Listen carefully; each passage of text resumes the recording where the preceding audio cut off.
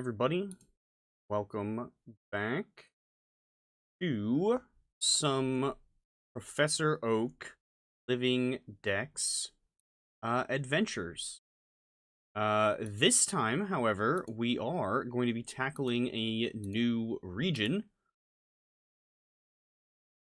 Get everything changed. Pause that. We need to work our way through the Kanto region. So, some little bits and bobs worth mentioning. We have obviously already done a Professor Oak challenge in the Kanto region. The first Professor Oak challenge that I ever did was in Let's Go Eevee. And so I do want to manage to differentiate this one from that one a bit.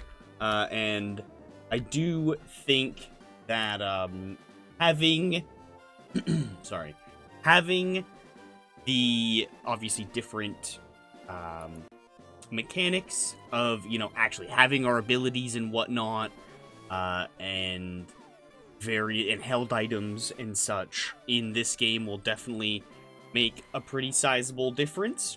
However, the other big difference that I am going to kind of implore is we are going to change up a good bit of how we actually do everything. Because normally, for a Professor Oak challenge, you would catch one of everything and evolve it as high up as you can, and you would ignore any trait evolutions or things that you could only get from another game. But because we are doing our national dex instead, I'm gonna do things a little bit differently. Let's get through this freaking text.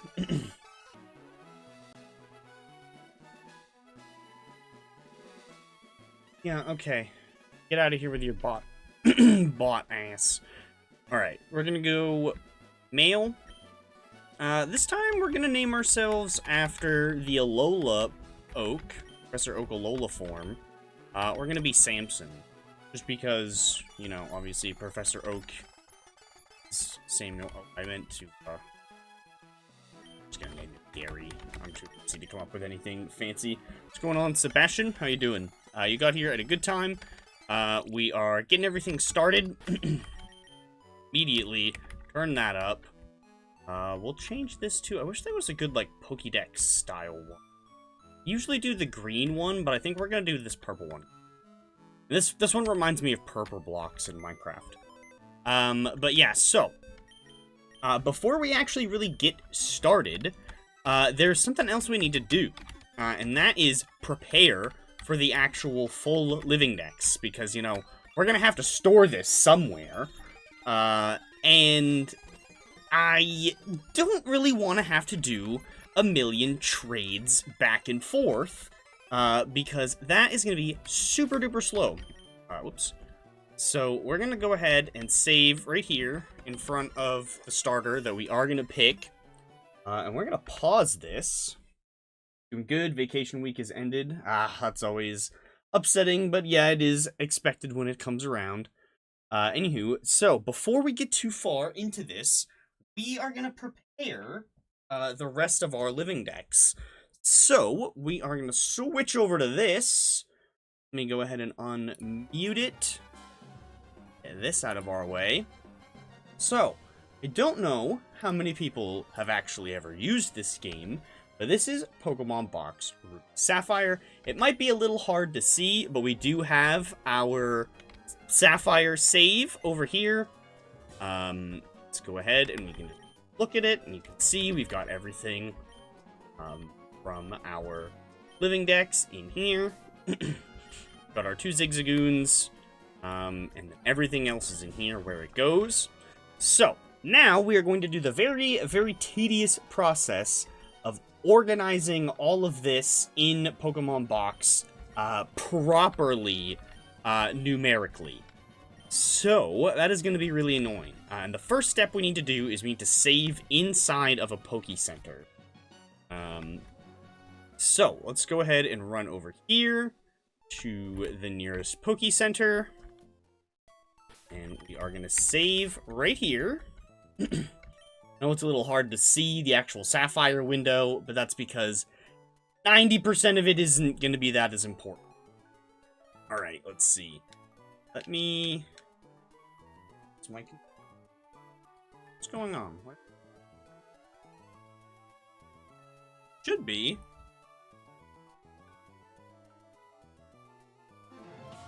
Oh, there we go. Anywho, so now we need to boot up the actual GameCube game. We're gonna go ahead and restart this. Saving in Poke Center is mandatory to connect to any of the GameCube games.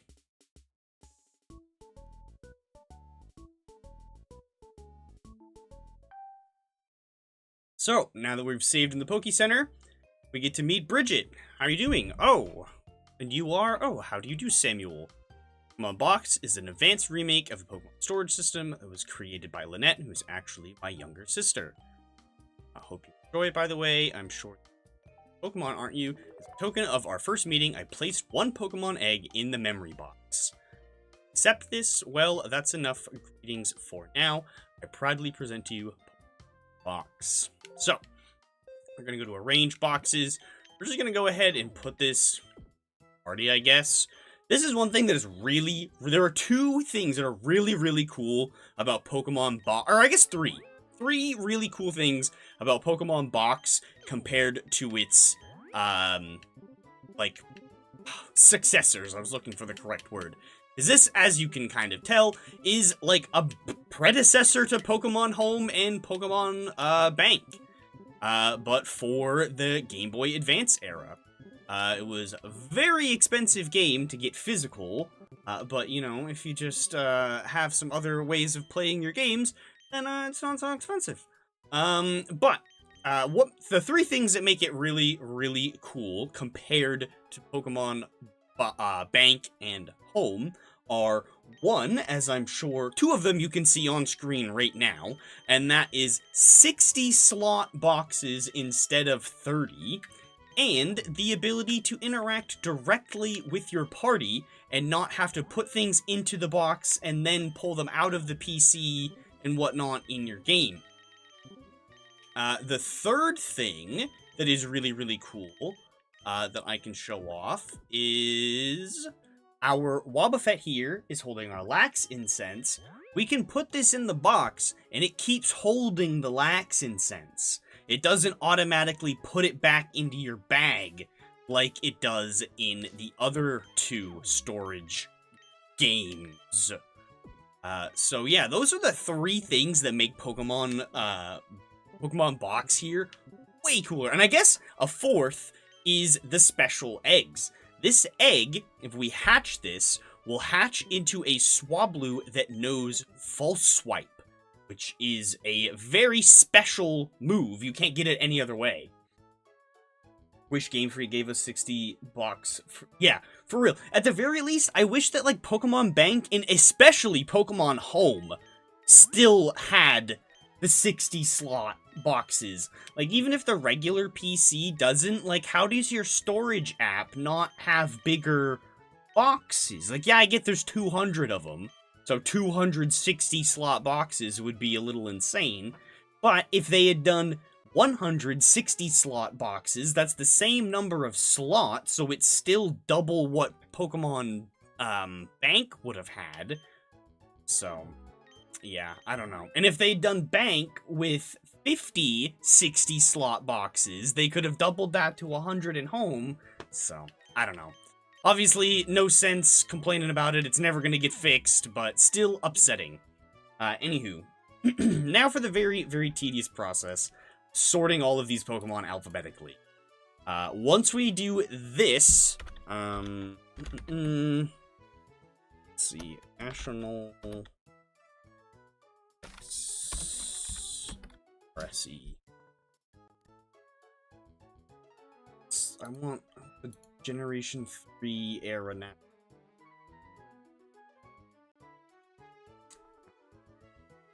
have to look at national decks, I think. Yep, alright. Well, we gotta look at the national, regular national. It's fine. Alphabetical sorting? God, no. I mean, we're gonna do numerical sorting, which is also going to be annoying. But, yeah, no. God, no, we're not doing alphabetical sorting. That would be ludicrous. So, and then these are going to be some of the differences that end up impacting our, so we're gonna change this name to, never actually changed the names on this. I'm gonna go 1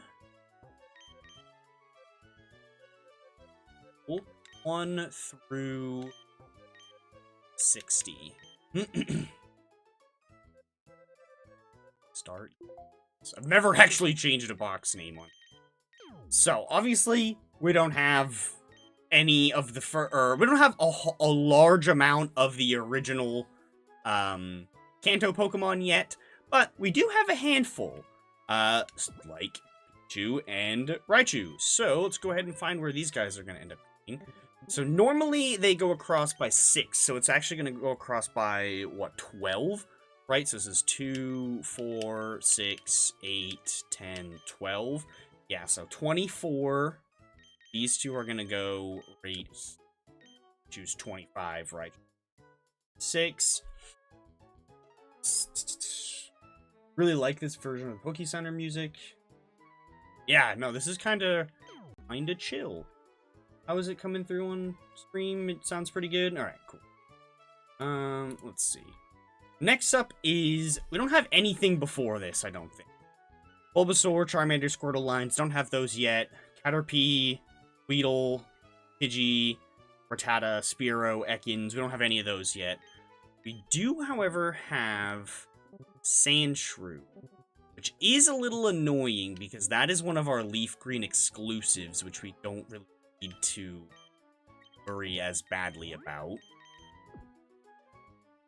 Here, any of the Nidos. We do have Clefairy, though, thanks to the Deoxys event that we did. So, let's see. A Nidoran female and Nidorina. Nidoqueen and Nidoran male. King, Clefairy, and Clefable. Oh, actually, and Vulpix is another Leaf Green exclusive. Yeah, maybe we really should have played Fire Red first. Uh-oh. I'm too lazy to remake the whole layout right there. These two here. We have Jigglypuff and Wigglytuff as well. Have Zubat and Golbat. And so how I'm gonna handle these Pokemon in, when we actually are playing through Leaf Green is I will, things that we already have in our living decks from this game, we will only catch one of and evolve all the way up, but I won't catch a living dex amount of them. And the only reason that I'm even gonna bother catching a lot of them at all is for the various Pokédex unlocks that we need to get in-game, just to be extra sure that we do hit them all. Anywho. Next up is the Oddish line. We have that as well. Paris and Parasect we don't have. Venonat we don't have. Diglett we don't have. Meowth we don't have. Psyduck we should have. Yes. So let's see. This is Paris and Parasect. Venonat. Venomoth would be first, and then Diglett. Dugtrio, Meowth. So Psyduck and Golduck go here. We don't have Mankey, we don't have Growlithe, we don't have Poliwag. We do have Alakazam. Poliwag is number 60, so be into the next box now. So this one is going to be 61, 2, 1, it's 120. So we're gonna have Abra line will go in here. Abra is 63. In terms of starters, which do I envision picking? So I looked at like a guide, like a loose guide for this challenge ahead of time. And they went with Charmander for the more reliable move options. I think that is mental, and I think that is definitely not the best call, and I would rather rely on slightly inaccurate move options to go with Bulbasaur instead, because Venusaur evolves at 32 instead of 36, and so those 4 extra levels pre-Brock are going to be brutal, and I feel like saving those 4 extra levels is gonna be a lot more worth it, and maybe worth the annoyance of missing a tackle here and there, or missing a, what's it called? Razor Leaf here and there. Like, I feel like it's just gonna be a lot more worth it. So we're definitely going Bulbasaur.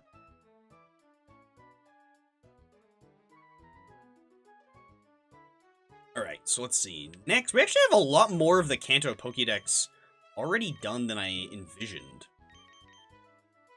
Next up is Machop. Is 2 evolutions. Next is the Weeping Bell, or the Bellsprout line, which we do not have. We have Tentacool somewhere. Next, oh, sadly they're separated. That's actually kind of fine. I think they're going to end up separated.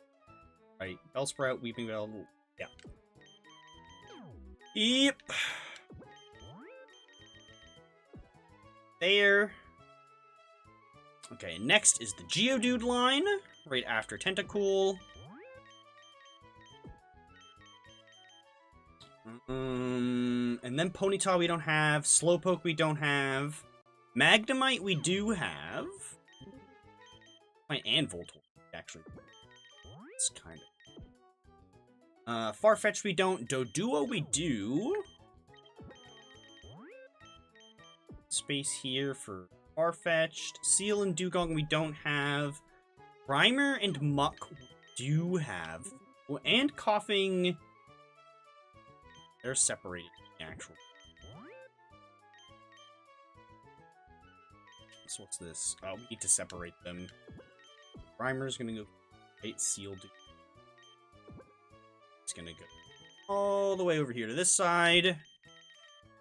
Next is Shelder and Cloyster. We don't have those. Ghastly is the only regular trade evolution not in Ruby Sapphire, so we don't have that. Onyx we don't have. Drowsy we don't have.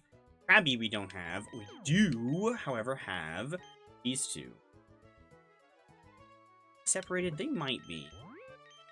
Let's see, what do we got here? This was Shelder, Cloyster, Ghastly, Haunter, Gengar, Onyx, Drowsy, Hypno, Krabby, Kingler. Yeah, we need to separate these 2 as well. Execute line we don't have. Cubone we don't have. Either Hitmons we don't have. Lickitung we don't have, but we do. Coughing family?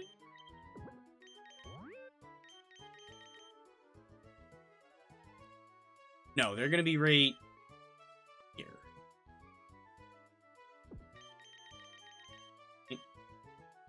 Execute, Executor, Cubone, Marowak, Hitmon, Lickitung, Coughing. Yep, okay. Next to them are these 2. Chansey we don't have, Tangela we don't have, Kangaskhan we don't have. We do, however, have these 2. Let's see. This is Chansey, Tangela. Kangaskhan. See, okay, Goldeen we do have. Yeah, it's weird how far apart in the Pokédex they are. Excuse me.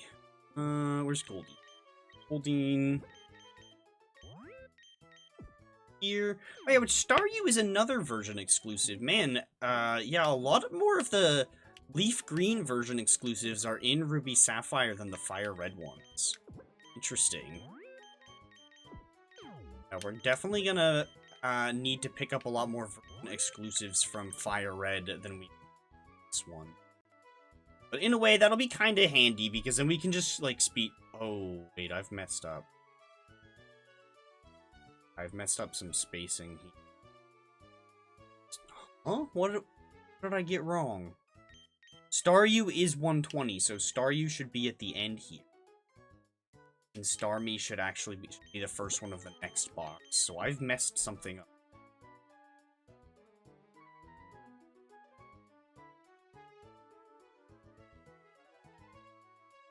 Gotta go back to the top.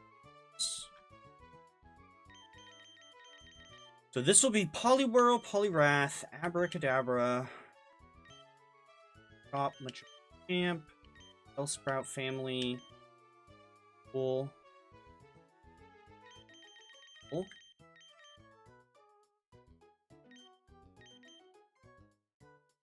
Oh, this is my issue, is these two go a lot further back. Okay. Okay, let's put you here. Put you over here in this next box. Yep, okay. Yeah, these two go a lot further back.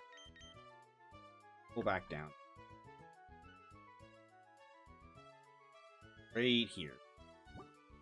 These ones, you are actually gonna do...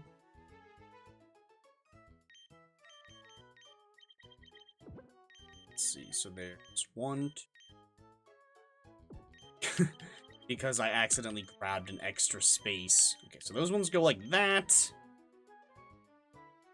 What is... 10? Or no, coughing is 109. So... What, Licky Tongue, Hitmon, Bone, Electrode. Here. I knew I'd mess up eventually. Let's see. Kingler, Krabby, Hypno, Rousey, Onix, are Sleep, Sir. Okay. Luck is gonna go right. Grimer closer. Seal, Dugong. Okay, so Dodrio. Oh, is gonna go here. Dodrio is gonna go here. There's only one space in between. There we go. That fixed it. So now we have Slowbro, Slowpoke, Rapidash, Ponyta. There we go. That fixed everything up real quick. No, not that. This to T1 180. Really don't have a lot of Johto Pokemon. Fire Red may have been the best. Yeah, I'm kind of realizing that now. However, we need to play both anyway, so it doesn't really matter. Once we get around to doing Fire Red, we can kind of just, like, speed run through it really quick. Instead of, like, taking our time with it, we can just kind of speed run going through and collecting all of the version exclusives we need. And then just being like, alright, we got everything we need, we're done. Instead of actually, like, taking our time and getting, like, way more we need to do. Have a gap here. We're gonna be Magikarp. So we've got, let's see, Mr. Mime, Scyther, Jinx, Electabuzz, Magmar. Oh wait, no, Pinsir. Pinsir actually goes first, or goes next. We have Pinsir. I forgot. Pinsir, help us sort out where the. So Mr. Mime, Scyther, Jinx, Sir. Boros, and then Magikarp Gyarados. So one space, and then Magikarp Gyarados.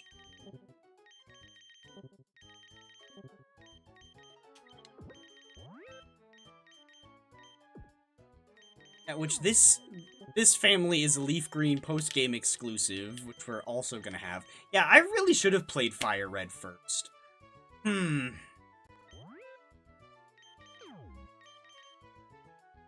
Maybe I don't want to make a whole new layout on stream. Maybe I will, though, because, like, honestly, we really probably should play Fire Red first and not Leaf Green.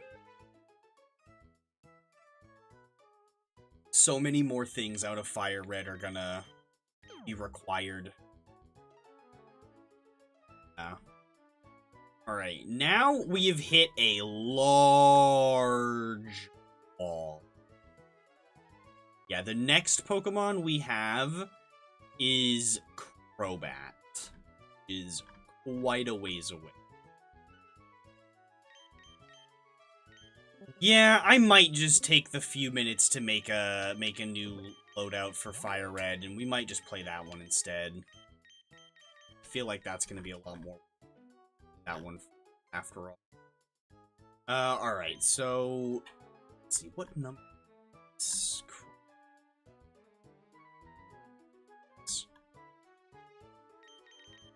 This is 180.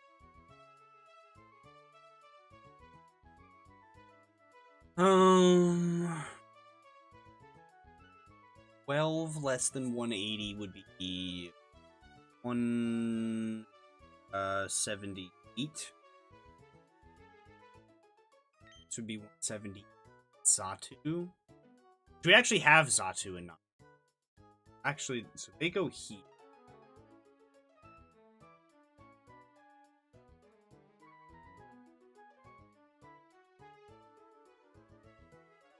Right. It's gonna be pretty. 168, yeah, not 178. 68. That's. Oh, okay.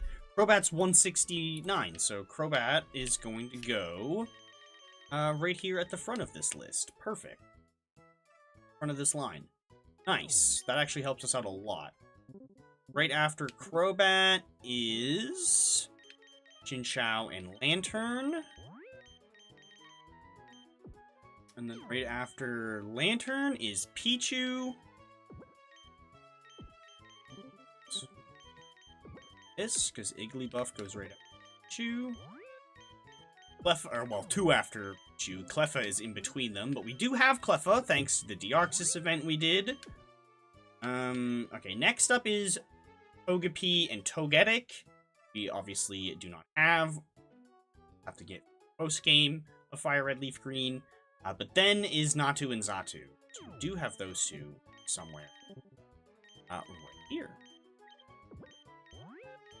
These two are going to go right here. And then Mareep and Flaffy we have.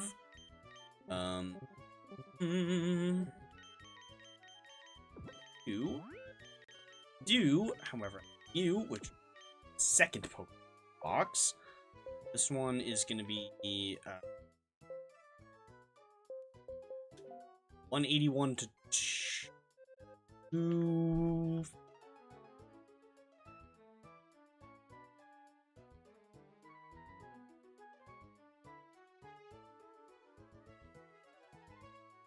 Yeah, 181 to 2.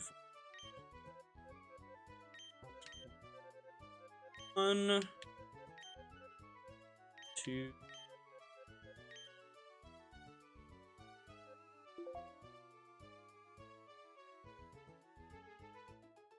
Alright, yeah, so this is only actually going to take up 6 boxes, and we won't even use the entirety. No, it's 386. So yeah, we'll spill into the 7th box. Because this one will be 241 to 300. This one will be 301 to 360. And then this one will be 361 to the end. Instead of 386.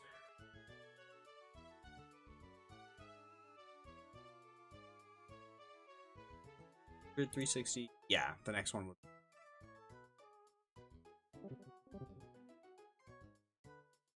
Here we are. Next up is Meryl and Azumarill.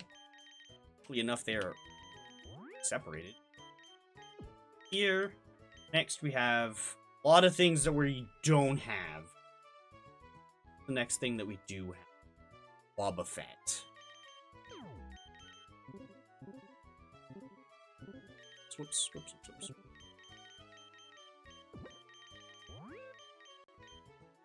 So, Sudowoodo, Politoed, Hoppip, Skiploom, Fluff, Ape, Sunkern, Sunflora.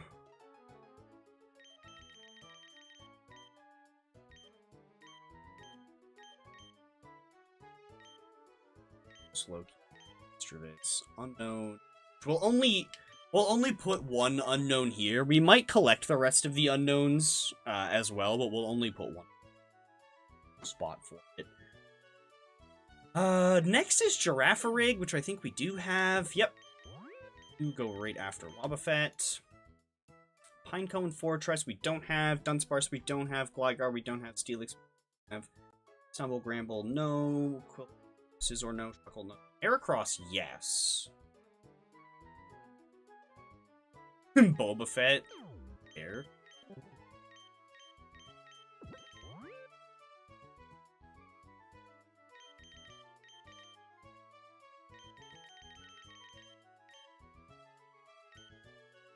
Steal it. Scizor. Heracross.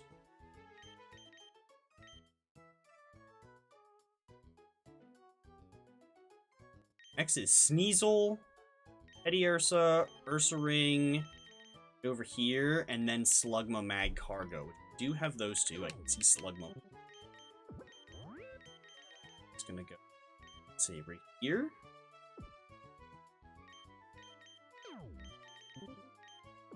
After it, Swinub, Piloswine, Corsola, Remoraid, Tillery, Delibird, Mantine, Skarmory is gonna go there. Okay. Here, Houndour, Houndoom, and then Kingdra. Kingdra is gonna go right under. Oh, we do have Corsola! Oh, shoot, I forgot we actually do have Corsola. Corsola goes right here, right? Yeah, Swinub, Piloswine, Corsola. Okay. Yeah, we don't have Remoraid, or Delibird, or Mantine. We do have Corsola. Okay, cool. Then these two are right after you. Porygon 2, we don't have. Stantler, we don't have. Smeargle, no. Tyrogue, no. Hitmontop, no. Now, it's just a bunch of babies. Smoochum, Elekid, and Magby finish off this box. Miltank, Blissey, Raikou, Entei, Sweet, Larvitar family, Lugia, Ho-Oh, Celebi. So, Trico. And Grovyle, Sceptile, Torchic, Combuskin. Heat. Position is this second row down to 6 in. And his whole family. Now we'll be able to fill out a good chunk of the remaining Pokédex because we have, like, about all of it. So where did I say? This one? 8, 1, 2, 3, 5, yeah. So there's Mudkip. Yeah, now we'll be filling in pretty much everything. 3 will go. Soon. It's gonna be a while before we have any holes now. We even were able to get some of the version exclusives that we have been able to obtain. So yeah, these guys are gonna be here. After it. First hole I think we run into is Mawile. which I haven't decided. I think we need to play Emerald, so I think we'll only play Ruby for just for what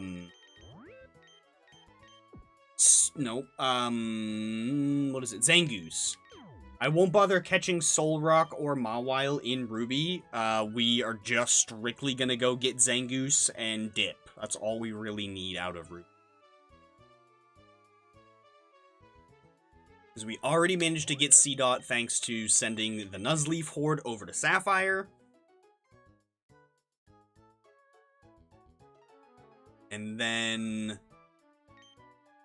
we already caught some of our other legendaries, so like we don't need to catch a Latios or Kyogre, or Groudon from Ruby, or Emerald, even. Alright,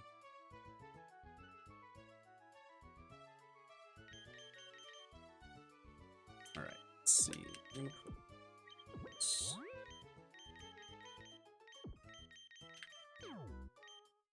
Most of this stuff is, I'm keeping an eye on it, and it looks like most of it is kind of staying in line.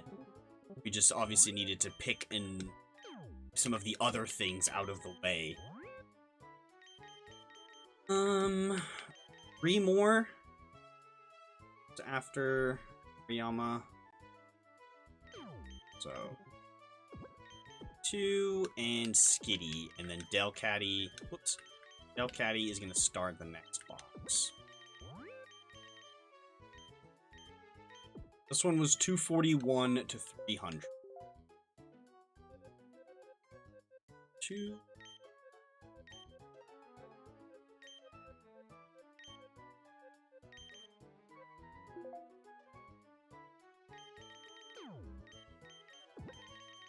This one is going to be 301.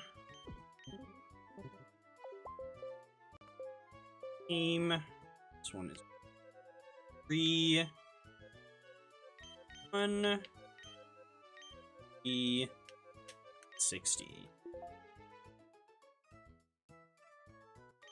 So now we are finally about to encounter our first hole, which is going to be right here. This is going to be Mawile. Obviously, that is only an Emerald, so we have one. We're not going to run into any other holes for a little while, though, so let's see. This can go next. Correct. Yes. These all stay in this order. Yeah, I'm just going to do down. Oh, that actually is perfect. Yeah, those two go there, and then perfect. We have a hole in to go beneath. Nice. Nice. These will... That. Let's see. Solrock and Zangoose are coming up in a little bit, but not quite yet. Couldn't put you... Stay in line like that, so bam. This, move you. We are actually going to need to make space for Zangoose. Other one here in a minute. That though, right? Yes. Okay, so this is where we need to start making a little space. Obviously, we got to put Altaria in. But after Altaria is Zangoose, so then Survivor, then Lonatone here, and then Solrock. So we are going to Survivor here. And then I'm going to move Lonatone up 1. So this is our shiny Lonatone. Oh, and I just want to make sure I didn't mention it before. Yeah. I didn't mention it before we started. But I did make a backup of the save file that does still have everything in the boxes before we started all this. So, don't worry, everything is fine. So, luckily, where we chose Lileep and Cradilly, we don't need to make space quite yet. We can just do that. These 2 spaces here will be for our Marldo and Anorith. These two, or these three. There. Yep, these all continue in order. Why not? So it looks like I can just... Yep, why not? Yeah, why not is... Whoops. Why not is 360. Oh, there... Oh, no. Yeah, I did plot that. Bam. 360, so now we'll go 361...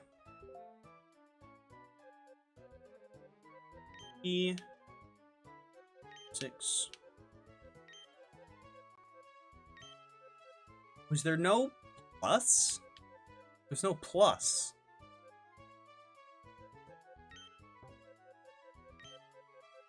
Eight, 6.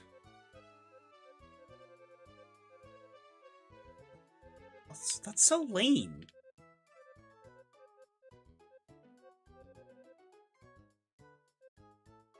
Guess we'll do 386p for 386 plus.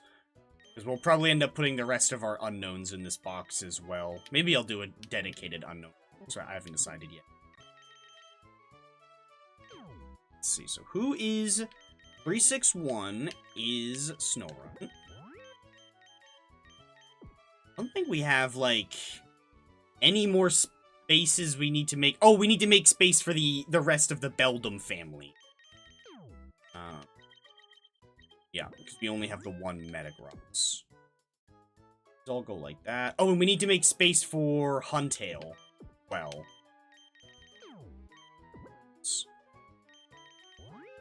Cool. Love this. You can go here.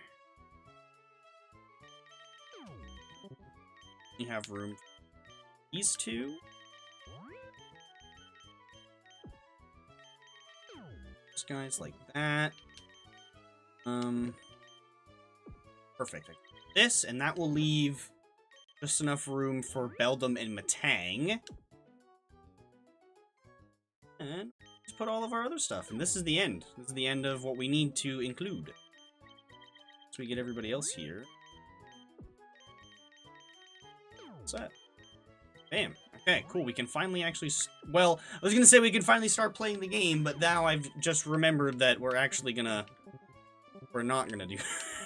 do that because,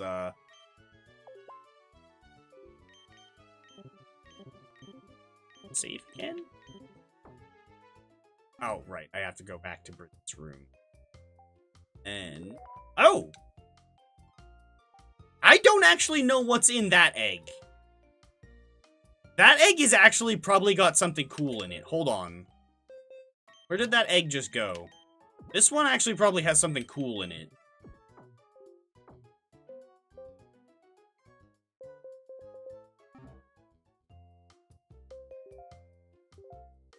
I don't know what's in that one. I knew what was in the other one. That one probably has something a little cooler, so we'll have to check that out. Okay, cool. So, that has been updated. I mean, I could look it up if I wanted to as well. I've looked them all up before. Already saved. We can just quit. Okay. Let me go ahead and let's whip up a quick, let's change this leaf green thing. Let's see.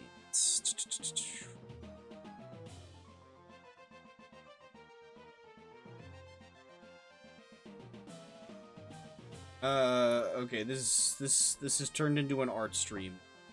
Oh, so we can close this. Stop that. What's up? Matters.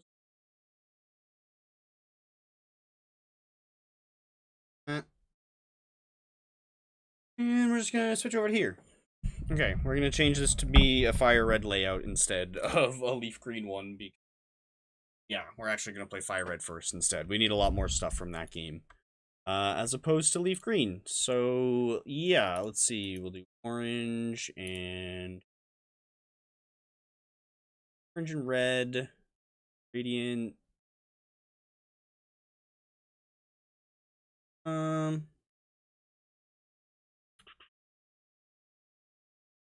good. I maybe want the color a little brighter. Yeah, I feel like I want this orange brighter. Yeah, there we go. Most of it's gonna get cut out anyway. But yeah, I like that. Now, we're gonna stay clicked onto here. We're gonna look at the bottom one. Oh, you know, I think I'm gonna leave. I think this yellow background here will still look really good. So I'm gonna leave that little, or not background, border. I'm gonna leave the yellow border there. That. This back. Yeah, that looks good.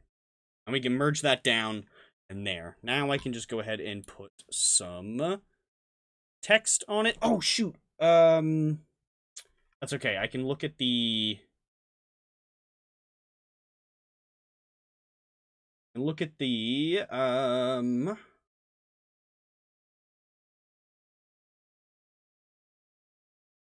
Need to remember what the badge order was. I can look at the unedited one before I, like, make any changes. Alright, let's do that. I think I had to have my text at 26. We'll do that. Oh, and let me go ahead and copy the little fancy E again. Sorry this is taking way longer than I expected. I really should have kind of plotted out what version exclusives were actually more important to get first.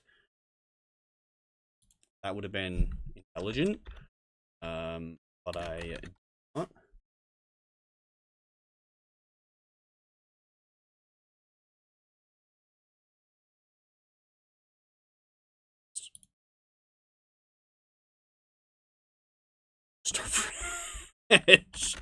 Pokemon Fire Red. Whoops.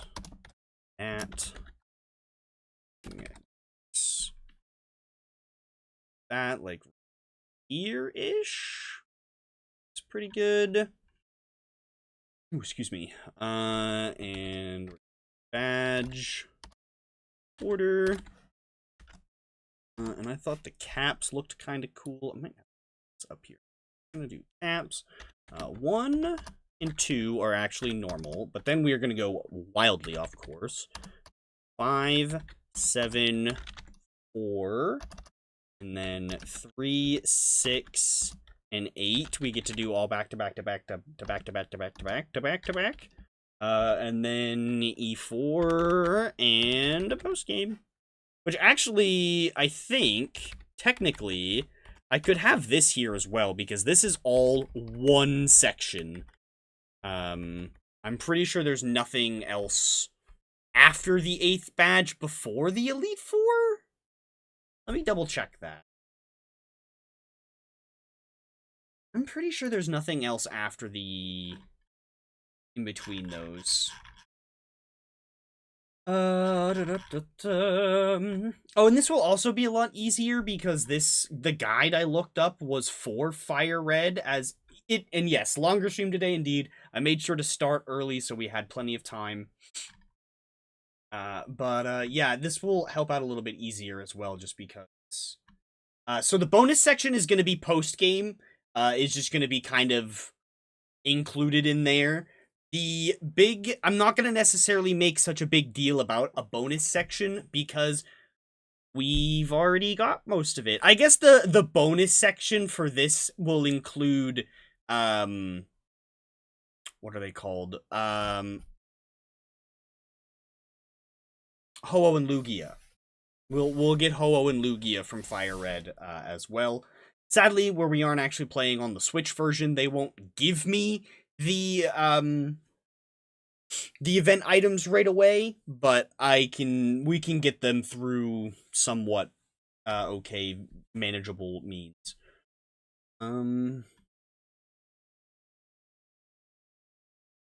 Yeah, no, there's nothing else after that. Once we've completed Like, the Elite Four is all going to be in one section. But yeah, I'm not going to make a whole big deal about the bonus section because of how we've expanded it. The whole thing is a bonus section. Like, this whole challenge is bonus section because, like, this started as just the Sapphire one, and now we're doing the whole National Dex just kind of for funsies. Guess I can save this as its own. No, because I'm not going to turn around and do... We'll end up doing Leaf Green similar to Ruby, where we'll only play through it for the very specific things that we need and nothing else. This now... I'm just going to save it. I'll just... Well, actually... Oh.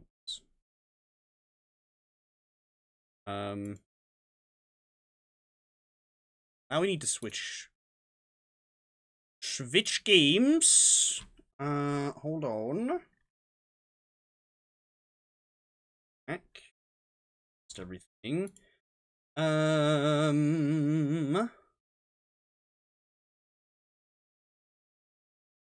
here. Right here. Regular fire. That.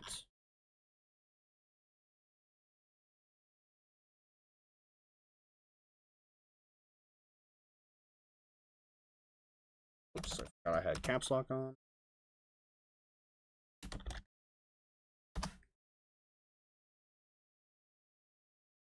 Save files there. Alright.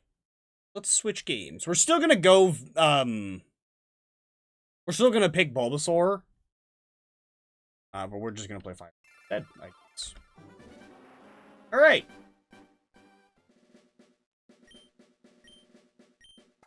Okay, let's get through all this. Blah, blah, blah, blah, blah.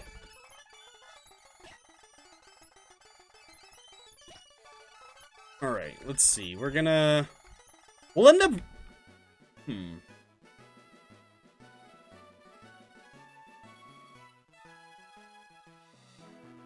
Because I'm gonna need to get all 3 starters as well. So I guess we can use that other Leaf Green save to grab one of the other starters. I'm probably gonna reset that one anyway, because I wanna play this one as Samson. We'll reset that one so that way they don't have all the same names. I'll make sure they all have different names, but are all somewhat, like, Sam related. Gary. Alright. There we go. Little detour, but we good. Let's go. Let's go ahead and change that. Yeah, we're gonna use this purple one still. Maybe we'll use a different one when we actually play Leaf Green. Okay. We're still gonna go Bulbasaur, like I said, just because I feel like Bulbasaur is gonna be the easiest in the long run. This first section is going to be tedious, but after the first section, it gets so much easier. I kind of want to maybe reset for an okay nature. That's a neutral nature. That might not be terrible. Let's do, like, I don't know, we'll do, like, a small handful of resets. I just want to see if I can get, like, maybe, like, a mild nature or something that, boosts special attack, but also isn't, like, hindering physical attack. Ooh, like, that would be good, but we're actually we're gonna be stuck with Tackle for a lot longer than I'd like, and I don't want to be making it do less damage. Yeah, real big shame about pickup, indeed. But at least the big... Ooh, female starter. What does this nature do again?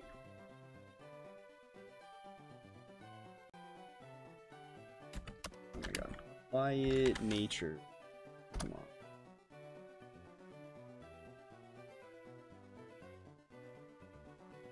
Special attack up, speed down. Oof. I don't want to reset over the female one, but whatever. Luckily, we don't need female starters for this run, because we do have access to Ditto. So we don't need to go for a female of any of the one-time encounters. Oh, Hasty's good. Hasty's good. We'll take that. Speed up, defense down. Yeah, sure. We'll take that. That'll do. Alright.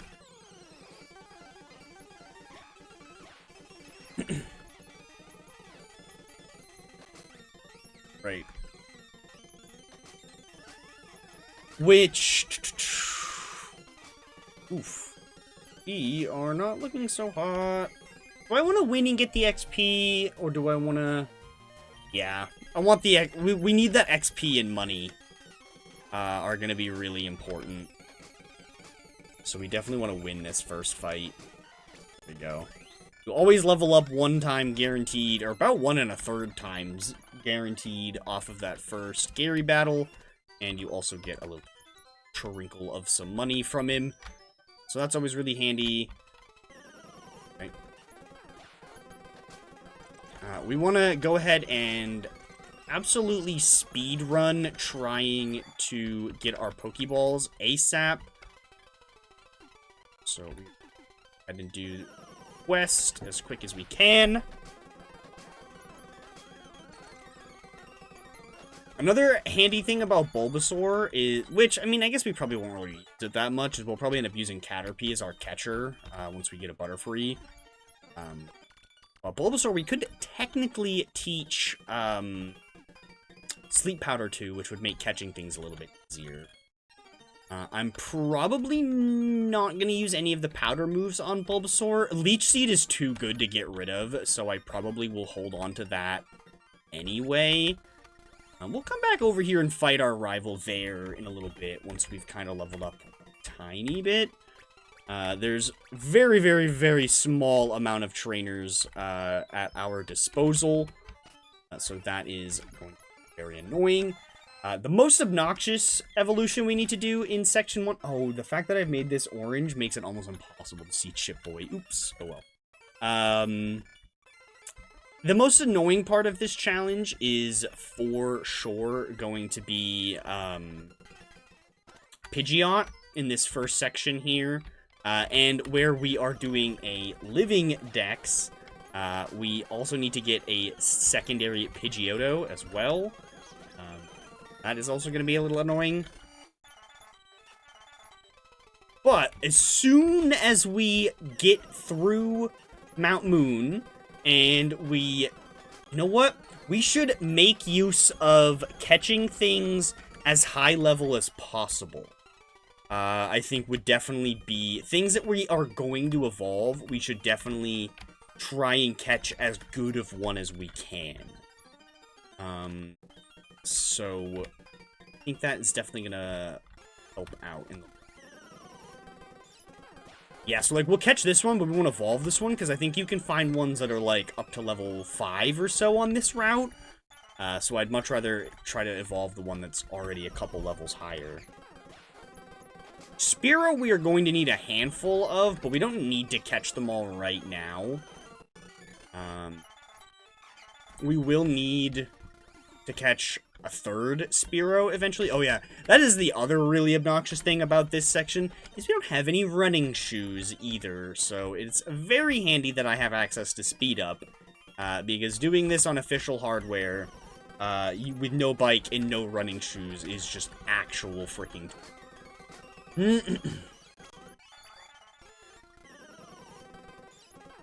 Can we find one that is level 5?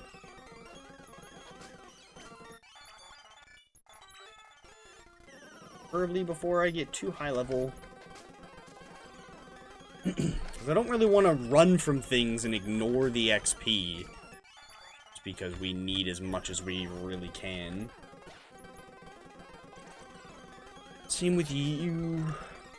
Yes, only the first leg, it will immediately... the second leg is going to be, like, infinitely easier than the first. Like, this challenge immediately becomes so much easier once you get literally just the first badge. The first badge is the most important by far. Oh, here we go. Perfect. A level 5. So this one will actually evolve. Cool. That one will actually go ahead and evolve. Go ahead and put our... whoops. I think this actually is a physical attack. Oh, perfect. The other one has a terrible nature anyway. So, nice.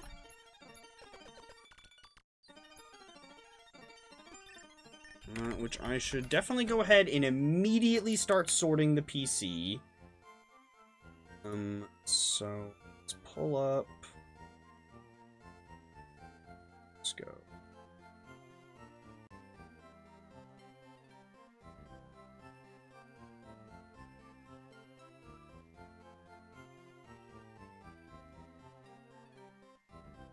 Go.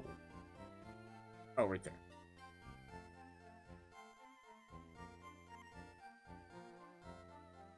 Okay, so we're gonna need to do a lot of catching in the forest, for sure. Obviously we won't be able to get all of the starters. I will leave spaces here for Ivysaur and Venusaur, because we will be able to get them eventually, but I'm not gonna leave space for all of the other starters. So, this is going to be Bulbasaur, Ivysaur, Venusaur. We're going to skip the other starters and go straight to Caterpie, Metapod, Butterfree, Weedle, Kakuna, Beedrill, this family, and then finally Rattata. The next one is Pidgeot. Then here, Mankey is going to go quite a ways away. 56. If this box ends on 60, if this is 60, then 59, 57, 6.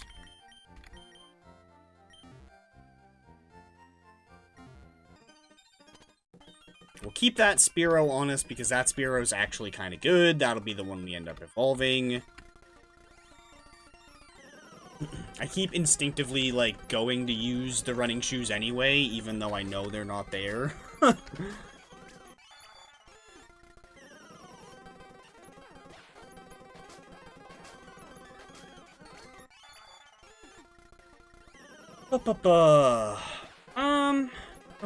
kind of want to, like, push it as extreme as I can and try to catch a level 5, if possible. I'm pretty sure they spawn up to level 5s on this route. Oh, you know what? Actually, I need to buy more Pokeballs. What am I doing? Which I guess we should also come up here and get this Teachy TV tutorial out of the way.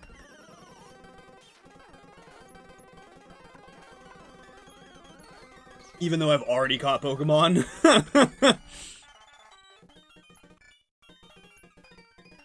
I feel like they should have implemented some kind of check to be like, oh, you've already caught a Pokemon. I guess I can just give you the TV instead.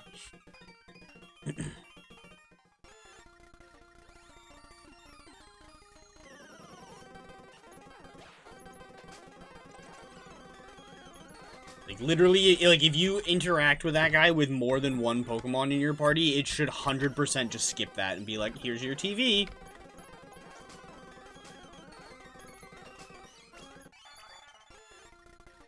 Should maybe go heal, but I think instead we'll just switch to leveling Spearow instead. That way I don't need to run back to the Pokemon Center this early.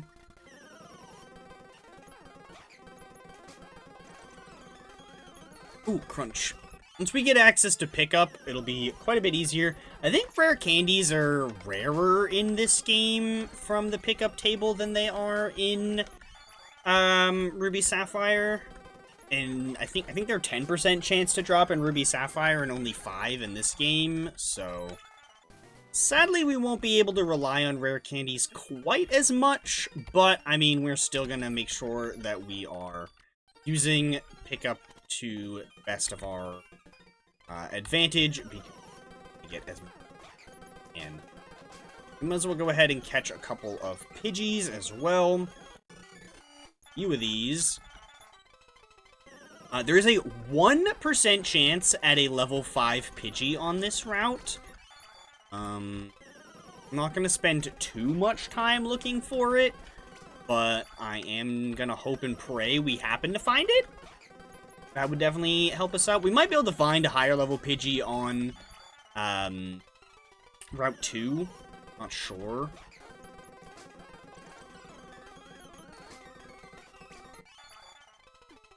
Let's see. We'll still be counting. Oh yeah, once we get to the point where I have some pickup mons, I'll definitely recreate the, I'll make the old pickup, rare candy pickup counter again.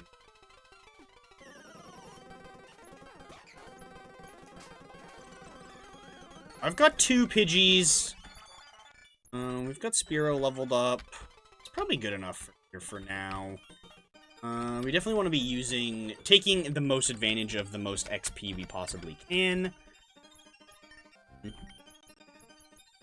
wait, what am I doing?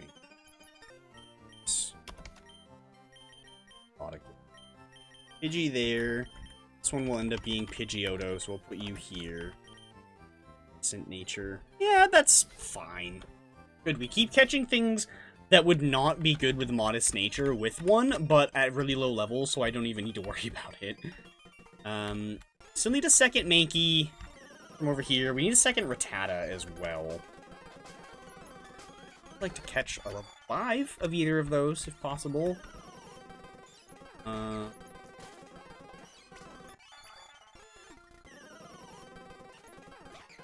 Or... These Rattata isn't too bad either. Like, level 20 is not that terrible. Level 28 for Mankey is a little annoying. Let's just catch this one.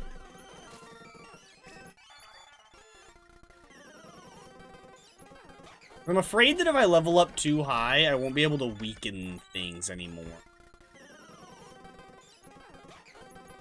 Probably should have just caught that level. Just called it good. Already got my Spearow, so don't need to worry about you at all. Oh, you know, no. I'm not going to bother catching another Spearow now, because we are going to want to catch one later on down the line for something... Ooh, perfect. Just going to throw a ball. No, hit me with Growl. I don't want to KO this thing. I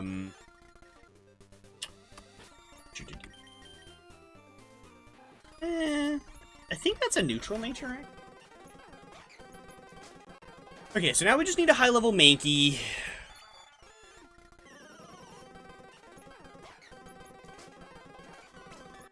Which I'm probably going to actually delay evolution on Spearow, which is going to be a little annoying, but it'll be very worth it in the long run if we actually, like, end up using it. If we delay evolution 5 levels, Spearow learns Aerial Ace at level 25. And Fearow, yes, the Ace glitch, infinite nuggets. I'm not gonna bother really taking too much advantage of that one. Maybe I will for a little bit. Maybe we'll rematch that guy a couple of times, just so I can have, like, a good chunk of money to kind of, like, start out with. But for the most part, I'm not really gonna, I'm not gonna, like, grind a ton of nuggets on Nugget Bridge. We'll maybe grind up, like 5 or 10 or something. But around the same point, we'll also just gain access to the Versus Seeker, and just, like, being able to fight a bunch of trainers over and over again for money.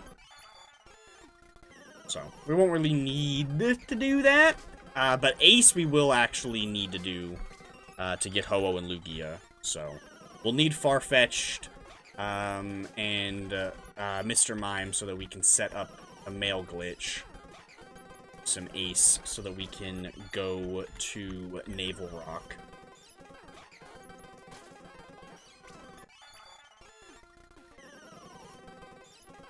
Okay.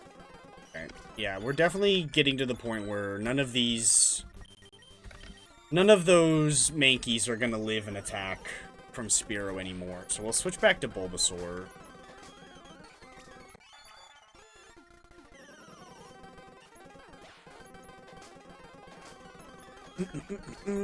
Which, so, the way, I think I brushed on this, briefly, but I want to kind of bring it back up.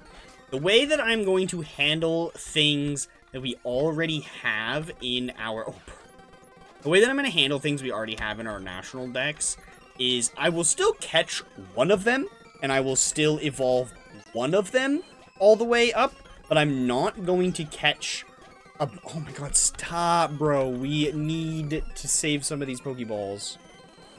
Okay, phew. This early section of the game is actually going to be a little scary because we could very easily run out of Pokeballs before we catch one of everything. And that would not be pleasant. I mean, I guess at least as long as we have one, I guess we should prioritize catching one of everything first, and then going back and catching all of the duplicates, because that way, if, like, say I ran completely out of all the available trainers, I've used up all my available Pokeballs and whatever, and we'd evolved up a Pidgeotto and a Pidgeot, but not a Pidgey. I would just say, whatever, we literally can't do anything else, we have to move forward or start over, and I wouldn't start over at that point. So, luckily this first section is really small. And a lot of the remaining Pokemon are bug types. So, yeah, we've caught, 2 Pidgeys, we need a third one. We can hold that off for last. Worst case, I just evolve this one, I guess. We've caught Mankey and Spearow. We've actually caught multiple. Okay, so, yeah, all we need to do now is Caterpie, Weedle, and Pikachu. And then we'll at least have one of everything. And then we can start catching for multiples. Pikachu we're only going to catch one of, because we've already registered Pikachu, Raichu, and Pichu. So we don't need to worry about those guys. I am going to look for another Pidgey. Or, well, I guess I won't bother looking for another Pidgey here quite yet. Back in here. Actually, here.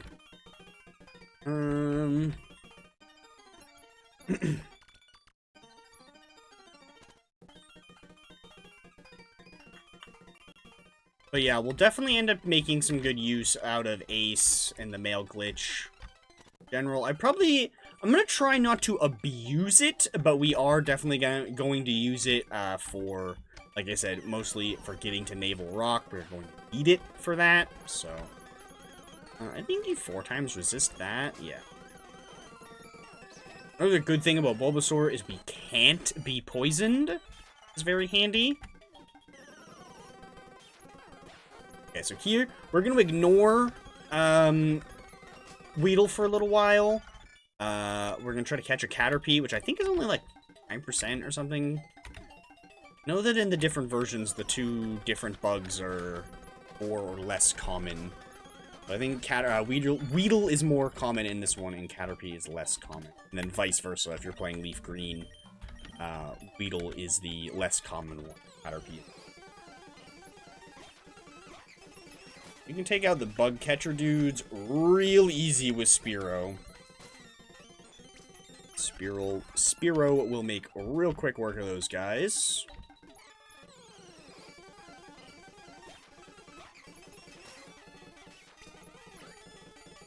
Oh, okay, yeah, Caterpie's also on Route 2. Okay, good to know.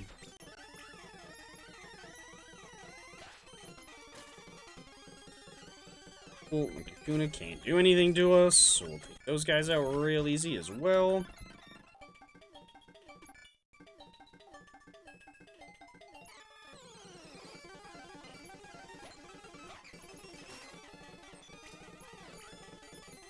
Yeah, once we've fought all of the trainers in here, the only trainers that we have left to fight before Brock are Brock's 1 gym trainer, and then the optional pre-Gym 1 rival fight that goes away if you beat Brock before going over there. Which is so dumb. But I guess kind of makes sense. So we'll probably go bully him at some point soon. Just because I want to be able to, like I said, I want to get all of our catches out of the way first before we run out of money for Pokeballs. I can't really attack you with this. Okay, nice. Probably should have tried to go for a better one, but can't be too picky right now. Which I could also sell the few, like, non-Pokeball items I've picked up. The few potions and whatnot, I could sell those if I needed to.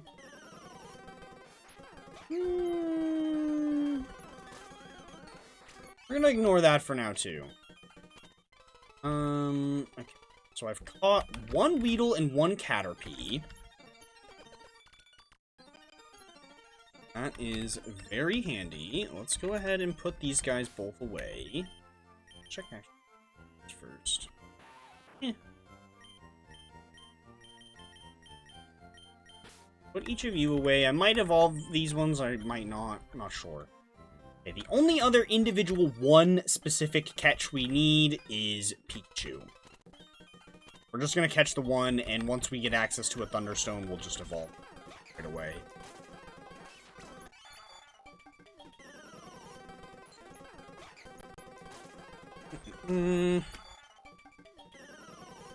Pikachu is pretty rare. It's like a... It's single-digit encounter rate. I can't remember exactly. It's rare.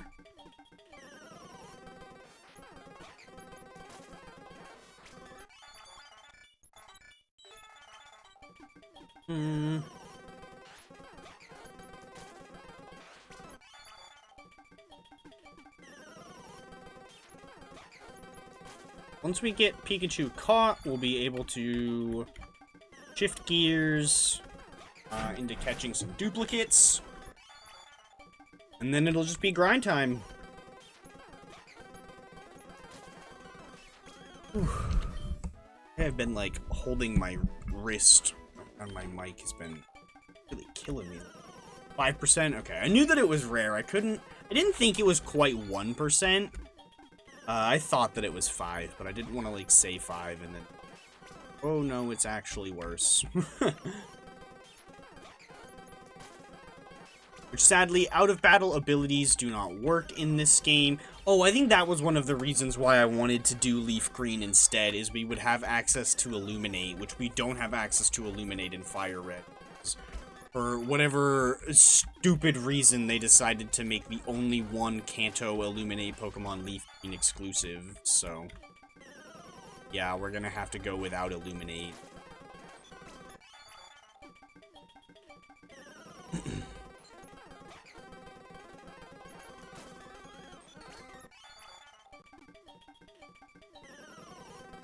Oh, there we go. That was actually not that bad.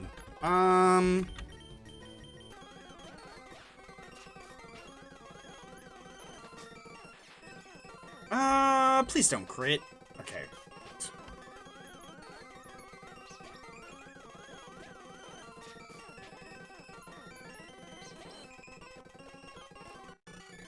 Okay. Okay, so here's where we need to start deviating and kind of tweaking how we're gonna store our whole PC. No, so Illuminate does actually work in Ruby and Sapphire and Fire Red Leaf Green. That is why for a very short period of time we did actually have Illuminate Volbeat in the front of our party. Illuminate and Stench are the only abilities that work outside of battle pre-Emerald, because that is all they do, is work outside of battle. They do nothing in battle. All Illuminate does is boost your chances of encountering wild Pokemon, and all Stench does is decrease those chances.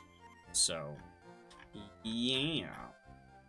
Anywho, we need to resort everything because I definitely put Mankey, I think, too far. I put Mankey way too far. Okay, so this will be Fearow after this. And then Ekans and Arbok we can actually catch both of. And then Pikachu. We're only going to bother catching the one. We'll evolve it when we can for the Pokedex. We can't catch Sandshrew or Sandslash. So this spot will actually be Nidoran female. So this will be Nido King. We're going to skip Clefairy and Clefable. Or we'll catch one Clefairy and evolve that up.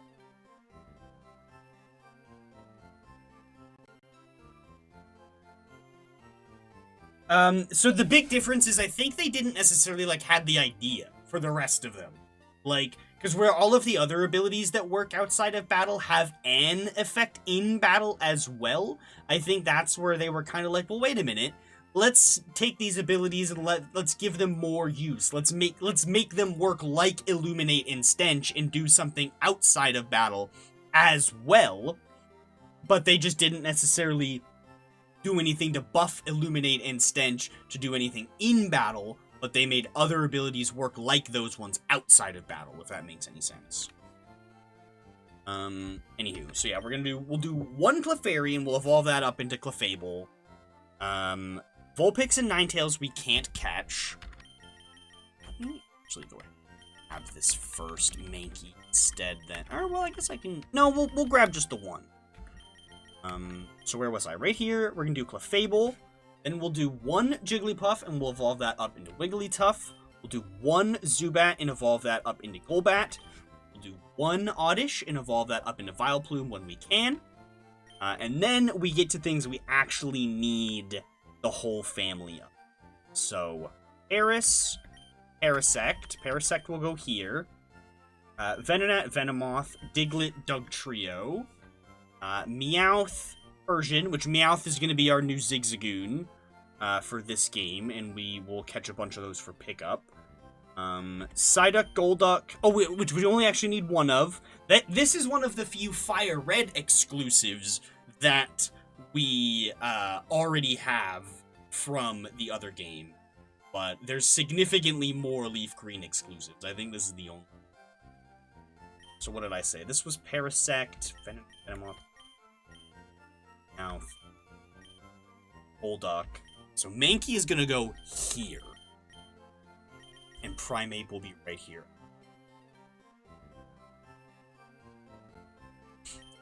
Growlithe, Arcanine. Need a bunch of Poliwags. Here. Poliwag, Poliwhirl, Poliwrath will go here. We'll need two spare Poliwhirls, because we'll need one to evolve into Politoed in the post-game, and one to trade for the in-game trade Jinx, which is the only way to get Jinx. But then we'll have Alakazam, which I will... For the in-game trades, I think what we'll end up doing is I won't do any of them until we get Ace set up, and I will do the in-game trade NPC Ace code. That way we don't need to do any actual trading right away. Just didn't have that luxury in Ruby. Or Sapphire. But so we'll catch one Abra. Well, we'll catch two Abra because we need one for Mr. Mime. But we'll only evolve one Abra. We'll evolve it into Kadabra. It'll go here until we're able to do Ace. We'll do the same with Machop. That'll go here. We'll have our Machoke. Bellsprout is only... Oh, actually, Bellsprout is another Leaf Green exclusive. So Oddish is another one that we do have from this game. So we'll need the Bellsprout line. We'll only need one Tentacruel. We'll only need one Golem. Ponyta and Rapidash. Slowpoke is only in Leaf Green, and not even any of the GameCube games or Emerald. It is only in Leaf Green and nothing else. So we'll have to play Leaf Green for Slowpoke. We already have Magnemite and Magneton. We already have... Need Farfetch'd, obviously. Seal and Dugong we need. Shelter and Cloyster, that is a Fire Red exclusive that we do We'll need a full Haunter and Gengar family. 2 Onyxes. We don't really need the other one right away. Fuzzy. Lots of stuff. Lots of stuff indeed. Okay, let's get around to catching some duplicates, because we need 1 more Pidgey, and 2 more of each of these guys. I'm trying to think, it would probably be better to catch 2 more Caterpie and Weedle instead of trying to catch, a Kakuna and a Metapod. Well, I guess I could catch 1 Kakuna and 1 Metapod, but I really think the ones that I go to evolve, I should probably just catch as, Weedle and Caterpie instead, so that way... Oh, there's a level 5 one. That way I actually have attacking moves on them and don't need to switch train them. Should resist that. I'm actually gonna hit it again, and I freaking crit. Okay. I should have just caught it. Oh, let me go ahead and use the rest of the money that I currently have to buy a few more Pokeballs. Any? We really can't afford to not catch what we need to right away.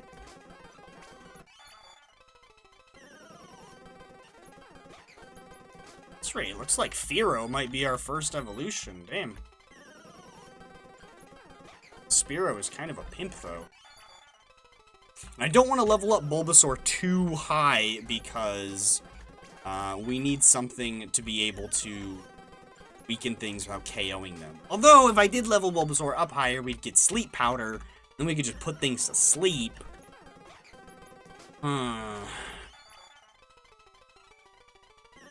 Tempting. Being tempting. Try to catch a level 5 though.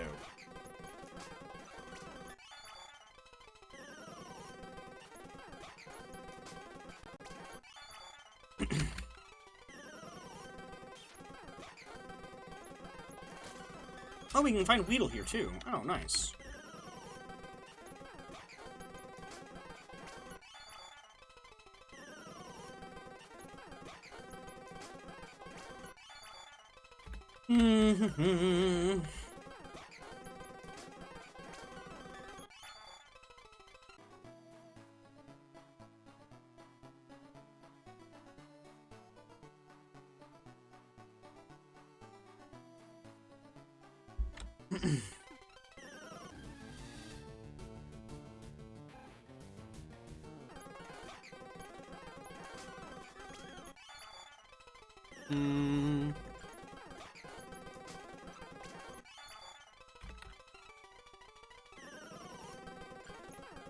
Alright, come on, give me another level 5 Pidgey. Might just end up settling on a level 4. Oh. Catch this guy. We'll catch this guy and evolve this as our drill. Hopefully it's got a somewhat okay nature. Do not do this to me, dog. It's already, he quad resists us, so we can definitely weaken him a little.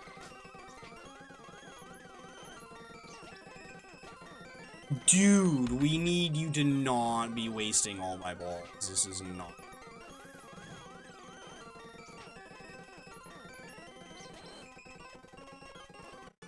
Phew.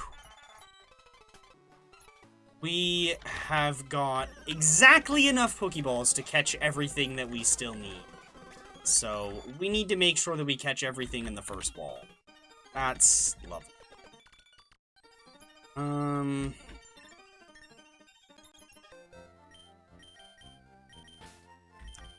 Or Gal at least get a good... I don't think so. No. Oh. At least we only need to get it to level 10, so it's not like level it up that high. That's right, I was trying to find a good Itchy, though.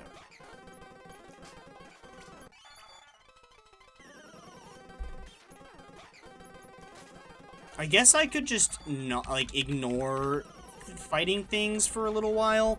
Just so that way I can save. Yeah, you know what? Let's do that. Let's save. Now we can actually do this with Bulbasaur. Save. We're just gonna run from things until we find a level 5 Pidgey. Or a level 5 Caterpie. Either one.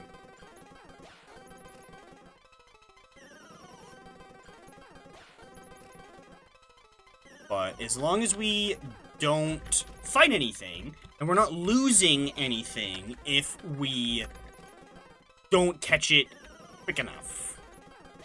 So if it uses an extra ball, I can just reset and try to find another one. That's necessarily worth my time.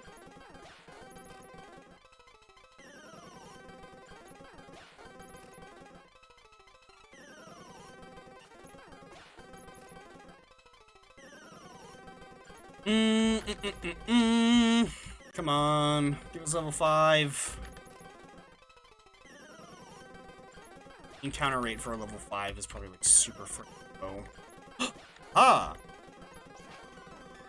Okay, now don't crit again. Perfect. Perfect, okay. These have like an adamant nature, that would be so pimp.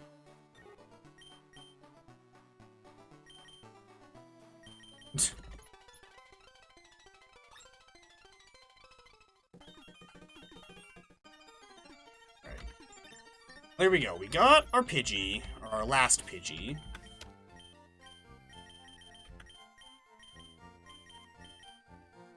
So now we just need one more Weedle, and 2 more Caterpies. And we have exactly enough Pokeballs to make that happen, so let's not mess up. Probably should have healed first, but I guess we'll be fine. Or I guess we can accept a whole Kakuna and a whole Metapod. I guess that wouldn't.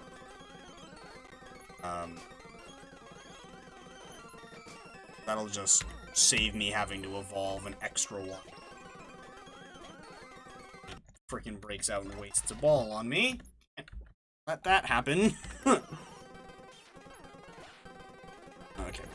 Avoid Weedles. A Kakuna I'm interested in, but Weedle I'm not. I only want a level 5 of you. Oh, that's a lower level. The other way, please. You're fine.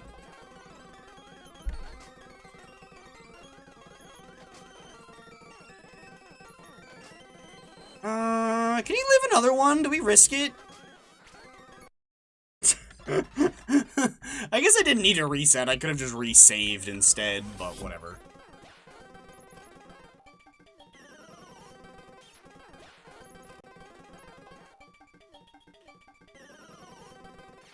Nope, I had a feeling we'd end up encountering multiple of these now that we don't need them.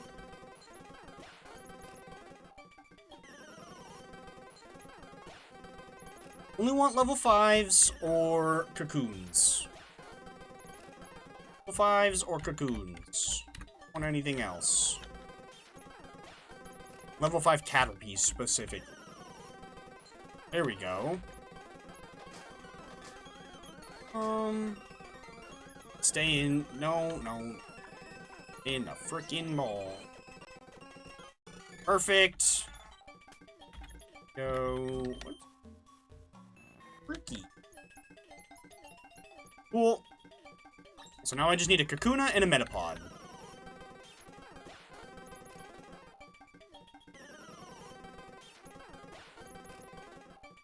Which I'm thinking that... Let's actually go ahead and fight... Oh, actually, right. Oh, there's a Pokeball on the ground. Right there. Right. Aha, I forgot about that one. We could fight the gym trainer as well. That would give us a little bit more. Also some important XP. Which we really should make sure that Pidgey is getting some of this important XP as well, because that's going to be the really annoying club. I'll give Bulbasaur this XP from this trainer, and we'll try to make sure that we use Pidgey in the rival fight. That gives Bulbasaur some very important XP.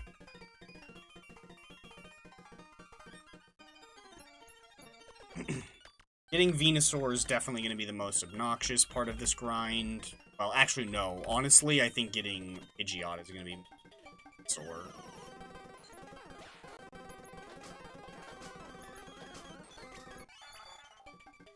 So what do we have for money? We have enough to buy one more Pokeball.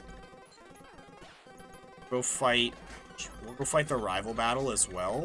I'll get Pidgey out of the box for that as well, so that we start using that. Really should be using that instead of guy here, Spearow. Spearow at all.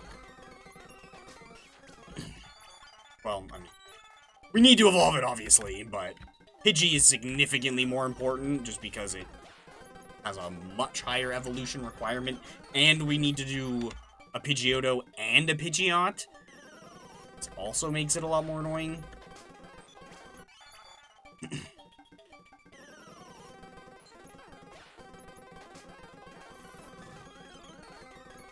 But yeah, I figured it would be too boring to just completely neglect the things that we've already gotten from other games. But I also thought that it would be way too redundant to do one of every single one of the whole family for multiple different Pokemon across multiple different games. And just start or just do the required amount of them. So yeah, that was my kind of thought process there. Let's see how we handle this fight like this.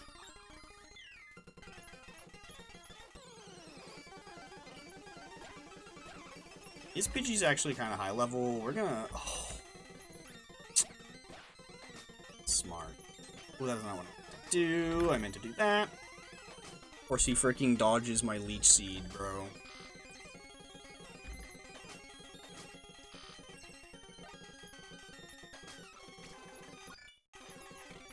Pidgey leveled up. We're just gonna stay in and go for Leech Seed. Maybe some Growls? Or we let him get kind of low? I don't know why he's not using Emperor on me. I just switch Pidgey in now.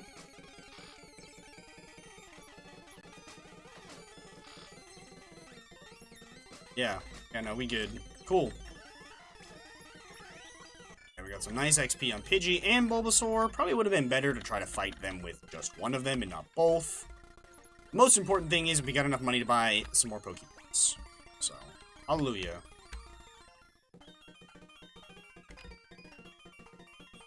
Alright.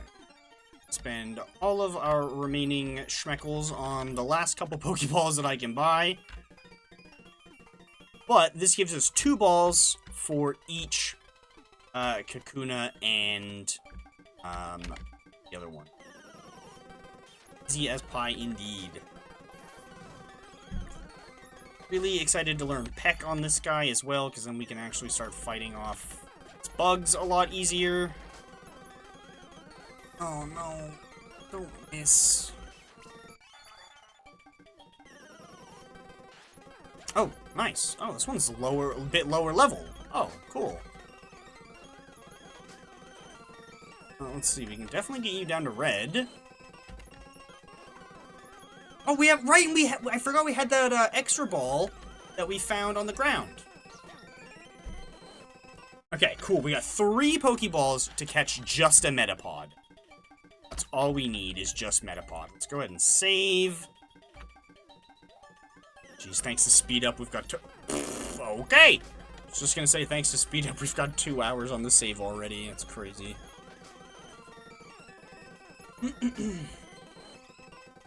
Alright. I can hit you. I can't. Really stop doing that. Once they get to red, I should just call it good. Whatever. Oh! Hello! Go and save again, I guess. Need this Metapod. Oh, crunch. Ignore things for a little while. Oh, you know what is gonna absolutely be genuinely painful? If we end up finding a shiny and don't have any balls to catch it with.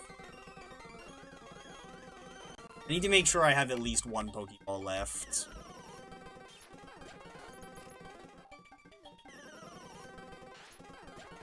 We need you, we already have you, we just need Metapod. Yeah, no, that Metapod really just came at the most opportune time ever, and then I freaking kill it. But yeah, if we end up finding a shiny and we only have one Pokeball, I am 100% making a save state mid-battle and just throwing that one Pokeball over and catch it. So, be warned for that.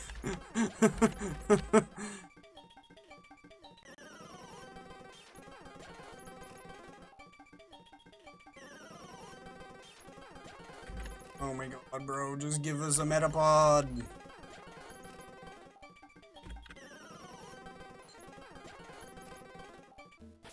Save right here so I can walk. Oh, I do.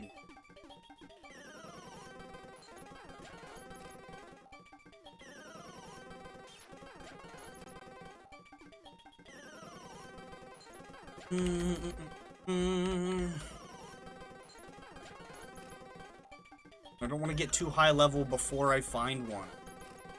And not be able to weaken it effectively again.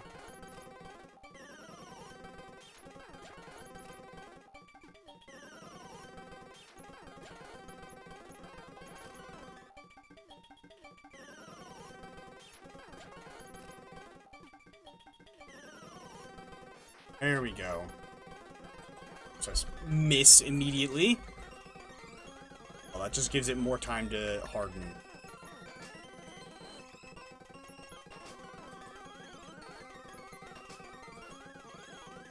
I'm not gonna risk it.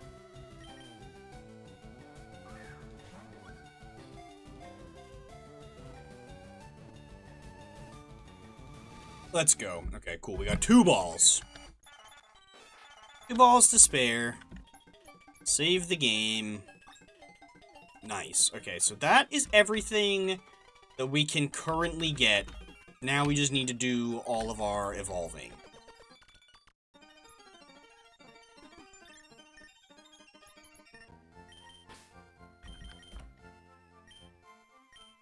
To here.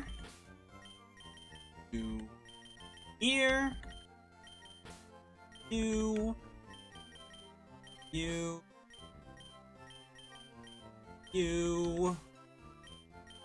We'll also need Pidgey in that other Mankey as well, or the other Pidgey in that other Mankey as well.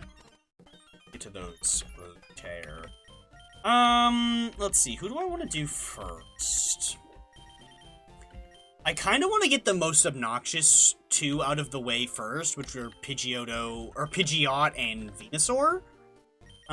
So maybe we'll do those 2 first. For now, I'm going to go ahead and save. I'm going to pop up the AFK sign, and I'm going to take a little short break. Let's put this up. I'm going to change this layout a little bit as well. So that way it looks a little...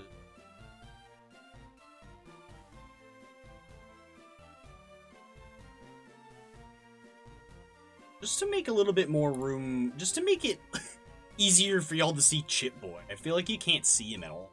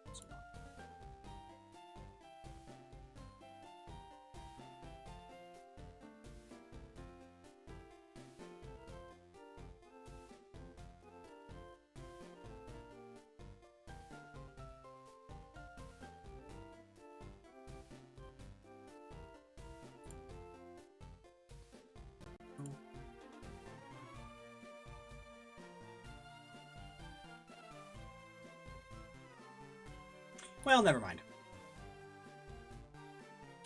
Anywho, let me get the... Let me move a bit. That...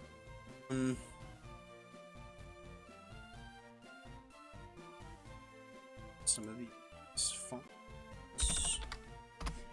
Alright, I'm gonna go take a short break. Mute the Chip Boy mouth and mute myself, and I'll be back in just a few.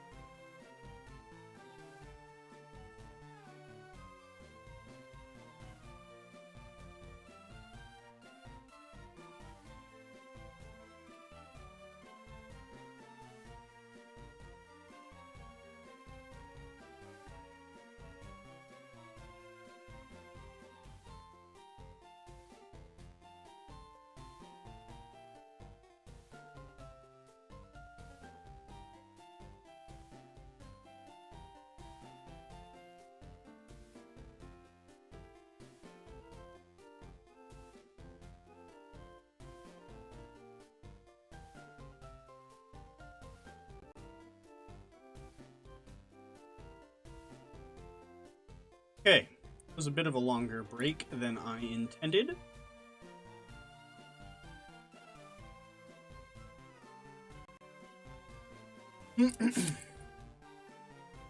Ready. Time to start grinding out some of these more obnoxious evolutions. Yep. These ones are going to be really easy. We only need to get these guys to level 10. It's not bad. Tata, we only need to get to level 20. That's not... Spearow, we technically only need to get to level 20, but I kind of want to get one up to level 25 first. Do you think inside the forest is technically the best place to train? We are going to ignore Pikachu's, though, just because I'm static.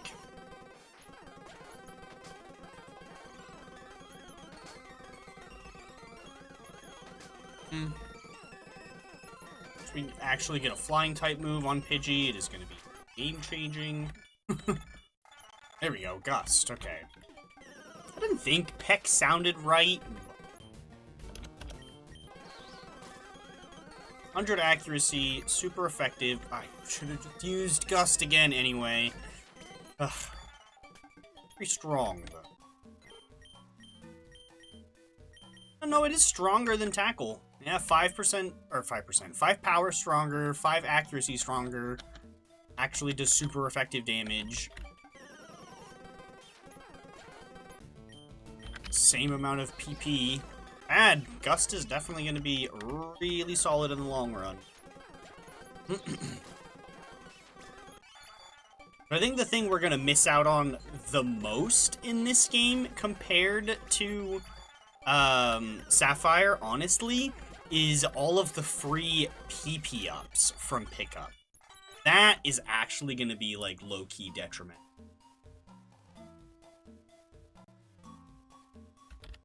I don't think we can get those in this game. Obviously, we can get PP ups, but not from pickup. Oh, no, I lied! I lied, we can. And they're actually more common. So yeah, while rare candies are actually twice as rare, PP ups are 1% more common. Okay. Most of the items we'll end up getting from pickup in this game are going to be berries. But we can also get a very small amount of treasure items, being nuggets, PP ups, rare candies, and TM10s, which are hidden power.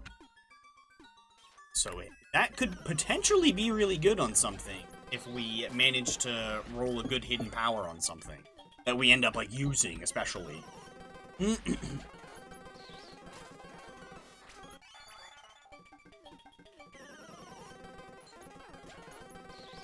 know, I probably won't actually bother delaying evolution on Spearow, because we're probably not really going to actually use the Fearow. So I guess I won't bother delaying that evolution, just so that way we can get it done quick.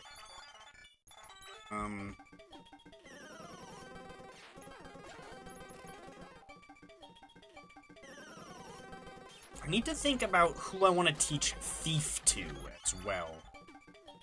We need to teach Thief to something somewhat early on.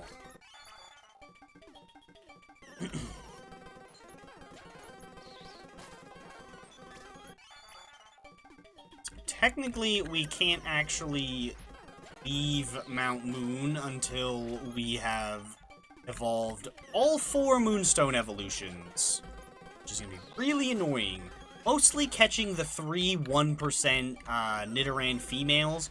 That is going to be a real pain. I've been looking for a Nidoran male on my Emerald, or not, green one, Leaf Green, cartridge, just like to have one for the Pokédex, and it is taking me ages. Granted, I don't have speed up on that. But I do have the running shoes by that point of the game, so still not found a single Nidoran male. Actually, no, I think maybe I did, and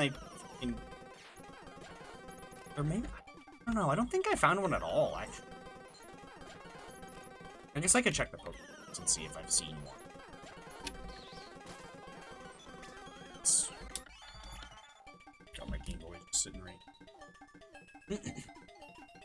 Oh, which for anybody wondering, obviously I'm talking in cartridge, I did manage to get my shiny Bulbasaur, RNG'd. I think it was the following morning after, that stream that I was trying to get it in. I managed to get it the next day. No, looks like I haven't actually seen Nidoran mail at all yet on this game. But yeah, I have yet to even encounter one. It would, but technically, it's either that or I need to catch Clefairies over and over again, so that I get some spare Moonstones. Because Wild Clefairy can hold a Moonstone, and by the point that you go through Mount Moon, you have already encountered all 4 Pokemon that can evolve with it. And we can only find 2 Moonstones in Mount Moon. So that means we need to accumulate 2 additional Moonstones, because once we hop over that ledge into Cerulean, we can't go back until after Misty. So we need to leave Mount Moon with all of our Moonstone evolutions done. And the TM4 Thief is inside of Mount Moon. While yes, it would be ideal to save it for, technically not even Ace, just the mail glitch in general. You don't even need to, there's 2 steps to it. You set up the mail glitch first, and then you use that to activate and set up Ace. So, like, you can clone things with just the mail glitch, but using Ace, I'm pretty sure, just, like, you can pretty much do whatever you want with Ace. So, like, we could just, like, glitch back in another Thief TM if I wanted to teach it to something else. Yeah, exactly. Well, we don't actually need a Dragon Scale, though, because we already have Kingdra. And we wouldn't be able to get Kingdra until post-game anyway, because of how the evolutions work in this game.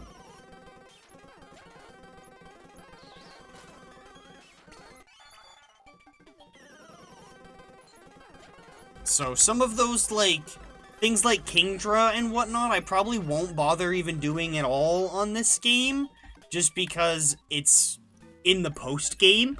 Like, obviously things like Scyther and Steelix and whatnot, we'll have to do those, because obviously we need those still. But, like, I probably won't end up evolving a second Blossom. I'll do a Vileplume, just because that's in the regional decks. Like, I probably won't do a lot of the duplicate national dex things that I can't do right away.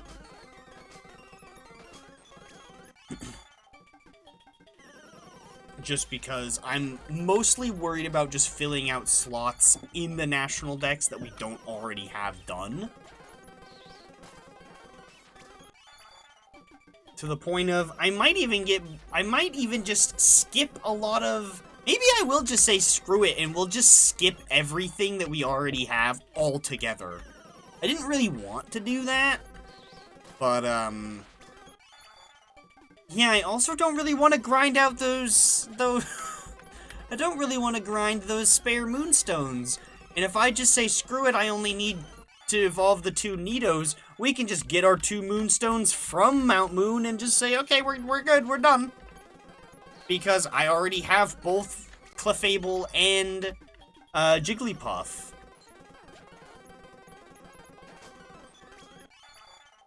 Which, granted, the Clefable I have is a little questionably legitimate. But, I mean, hey, I think it's kind of cool. I think it's funny that we caught a 2 Clefairies even in Sapphire. So... I think we're gonna keep it. We're gonna keep using that one. Why not? But we're gonna use those for our national. It's funny. But yeah, maybe we will just skip things entirely that we already have in our national decks, or that we have from Sapphire.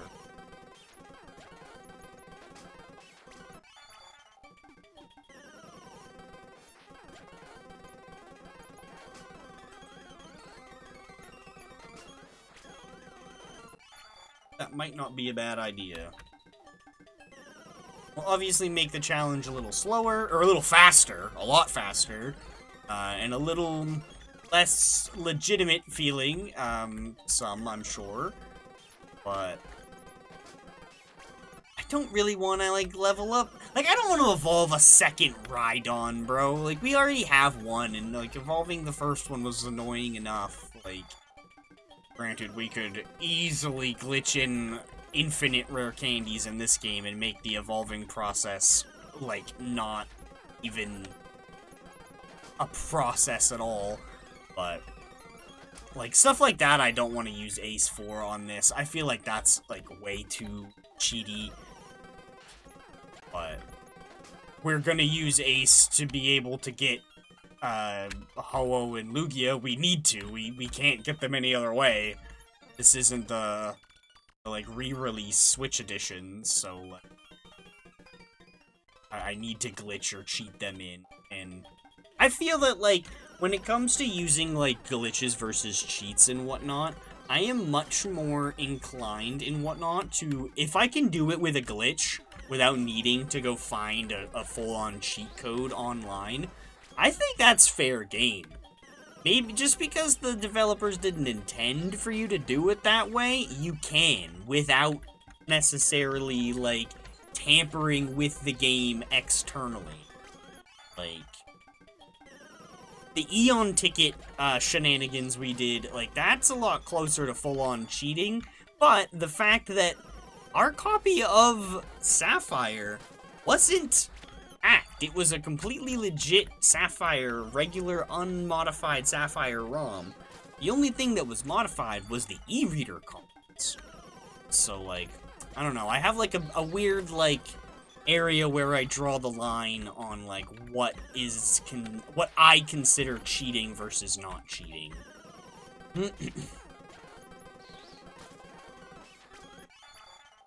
Like, we didn't just open up PK Hex and just put a Deoxys into our party. We did a whole event. We went to the frickin' moon. Like, that's a whole lot. That's a lot cooler. Same with Groudon. Like, we didn't just put Groudon into our party. We caught it. Like, it reads as an Emerald Groudon. The game thinks that it was from Emerald and, like, traded over. But it also has my Sapphire character's, like, trainer ID and secret ID.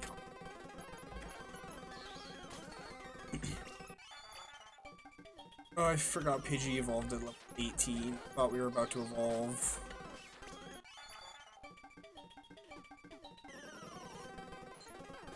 Definitely think that getting this most obnoxious one out of the way first is gonna be a pretty good idea, just because then we can just kind of rush through the rest of them.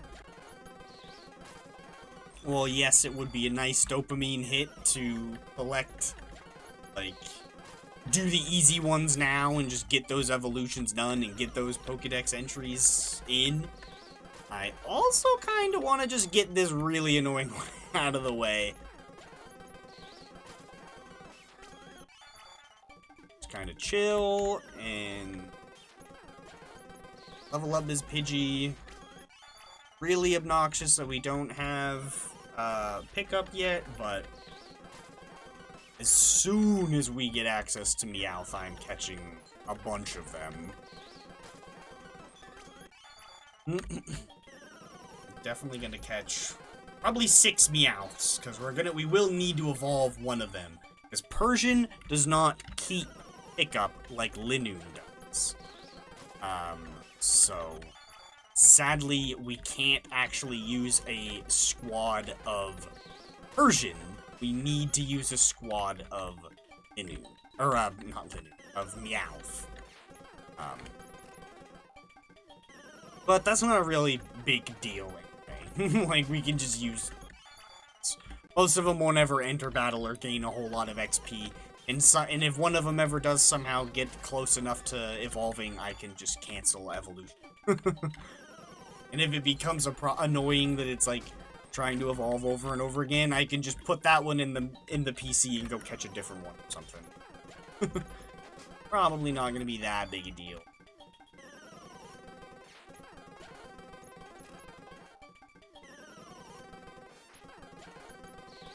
But yeah, the Safari Zone would be really obnoxious if we did need to get a Dragon Scale from there.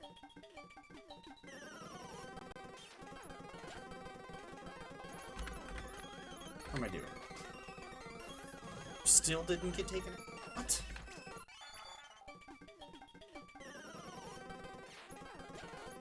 Oh, when did I learn friggin' Quick Attack? Didn't even notice. I'm just so dialed in. I probably had that for like 5 or 6 levels now. It's so much better than Tackle.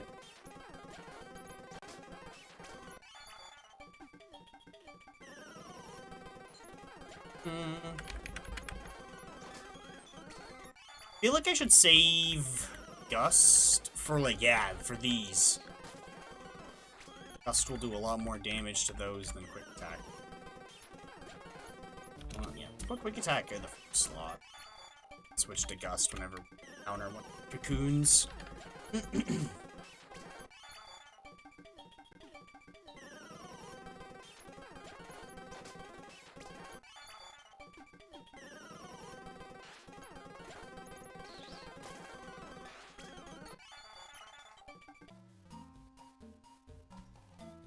I gotta do something up.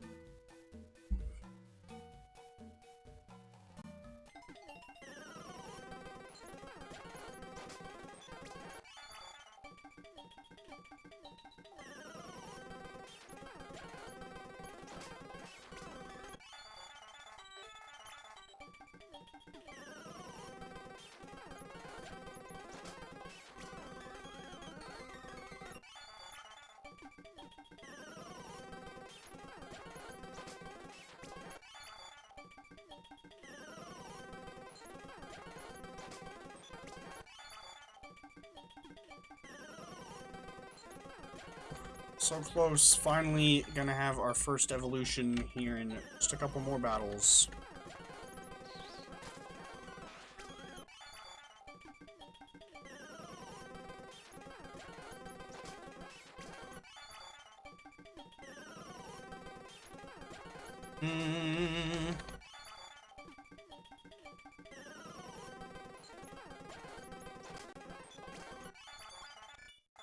Yo.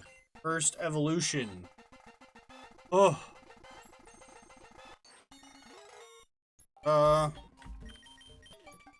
Save. Alright.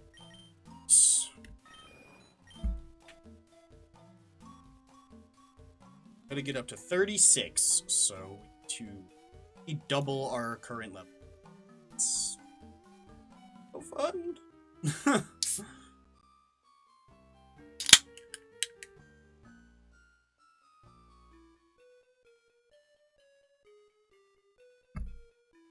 Let's see. Well, back to it. We still got a few more moves to go here.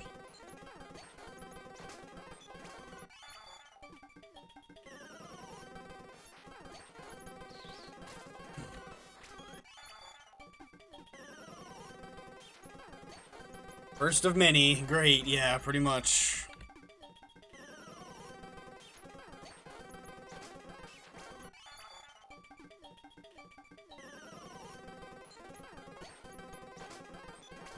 Once we finally get Pidgeotto out of, or Pidgeot out of the way, though, we'll definitely be in a much better position. Obviously, we will need to eventually get around to evolving a second Pidgeotto, but we'll do that towards the end. Yeah, because that's actually the only evolution we need to do twice for this section, where we were able to catch Metapod and Kakuna. Well, I mean, technically we're still going to evolve a Weedle and a Caterpie into Metapod Kakuna, and then again into Beedrill and Butterfree. But that's just so we actually have attacking moves, and didn't start out with just Harden. That doesn't sound pleasant at all.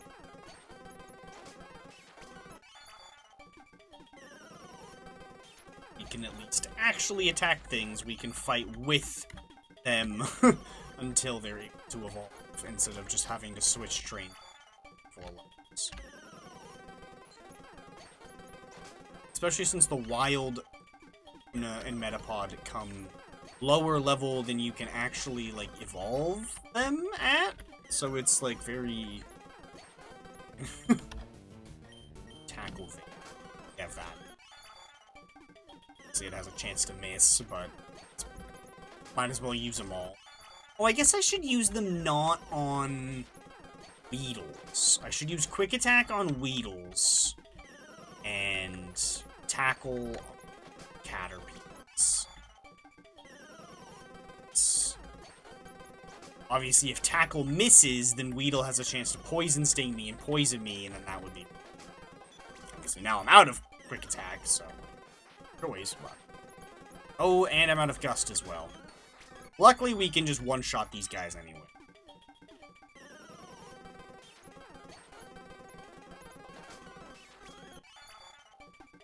Boo-boo.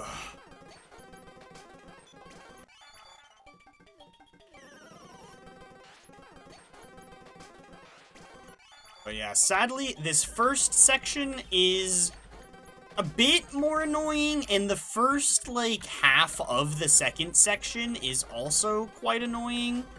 And then section 3 is just absolutely massive. We are going to have only 2 badges for so long.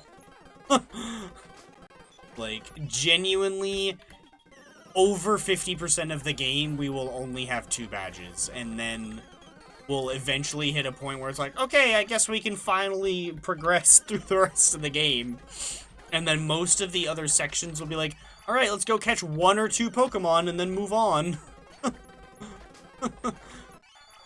Especially where if I am gonna just completely skip overlaps from Sapphire, because like normally you would go to the what's it called, the power plant, and like Magnemite would be a new encounter, but we already had Magnemite from Sapphire. Yeah, I think I will do that, honestly. I think I will just completely skip them. I mean, obviously, we've already caught a Pikachu, so, oh well, we'll just keep the Pikachu, I guess, for funsies, but I think I am just gonna completely skip everything else that we've already caught in Sapphire that does show up here.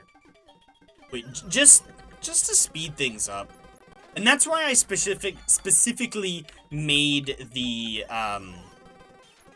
like, I'm gonna call this challenge the National Oak Challenge and not, like, an actual Professor Oak Challenge, because we are gonna be taking a lot of shortcuts, and we are only after a lot of specific things that aren't necessarily every single Pokemon. So, it feels disingenuous to call it a Professor Oak Challenge when it's really not. Like, that doesn't technically describe what this is accurately, because we are gonna be tunnel visioning around things a lot. Let's go back and reorganize this Pokédex again then. Or, yeah. So let's see, we're not gonna need... I want to just say frick it and release it. No, we won't release him. We'll hold on. We're gonna move him over. Just kind of chill there.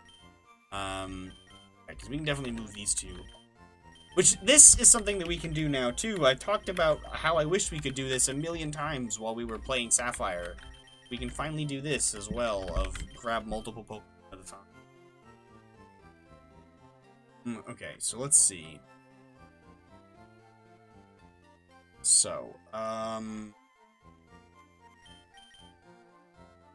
so this is obviously Fearow, and then Ekans Arbok. This is Pikachu and Raichu, so we're going to skip those 2 entirely, and then Sandshrew and Sandslash, and we're going to skip those 2 entirely. So that makes this whole line here, is just the Nido family. The 2 different Nido families will be this entire row. And then so here is Clefairy, Clefable. We're going to skip those. Vulpix and Ninetales are in the other game anyway, so we can't catch those. Jigglypuff and Wigglytuff we're going to skip. Zubat and Golbat we're going to skip. Oddish family we're going to completely skip. So Paris and Parasect will go here. And then Venonat and Venomoth will go here. Diglett and Dugtrio will go here. Meowth and Persian will go here. We're going to skip Psyduck and Golduck, so the Mankeys will actually go here instead. Yeah, I think, screw it, we're just going to completely skip a lot of these things. If we somehow don't have 60 Pokemon registered by the end of this still, then we'll go catch a couple other things so that we can get the National Dex and actually progress further, but I'm pretty confident that we'll still have well over 60.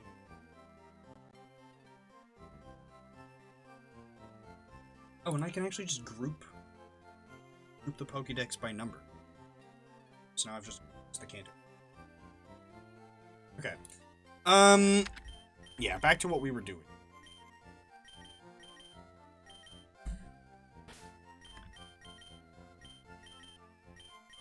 Back to grinding.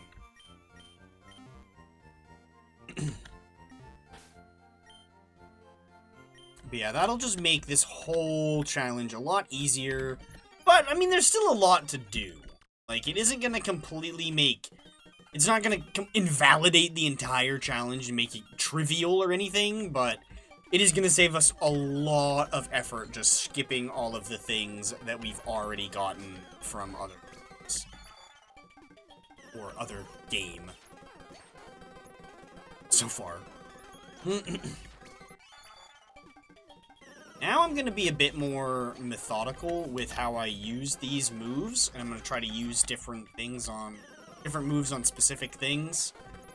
Only going to use these on Caterpie. We'll only use Quick Attack on Beetle, and then we'll use Gust on either of the middle stages. Whirlwind on nothing. I would rather keep Sand Attack than learn much.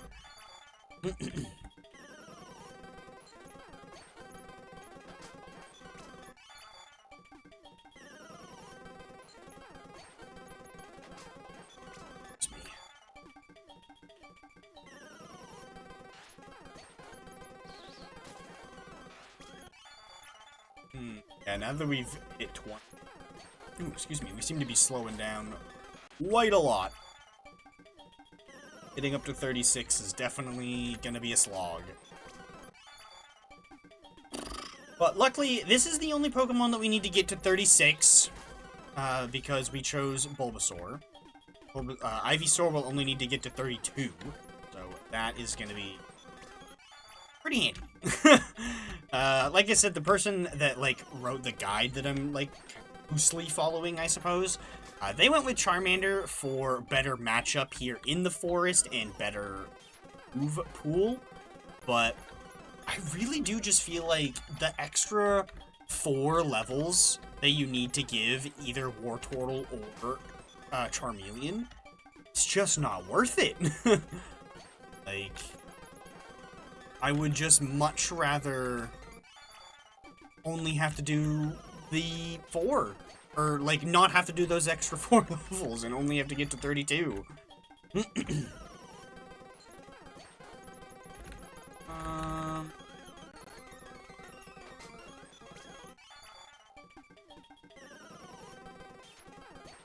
And so we're also going to need to do quite a bit of leveling up with Chading and Mimian to get them ready to do Ace.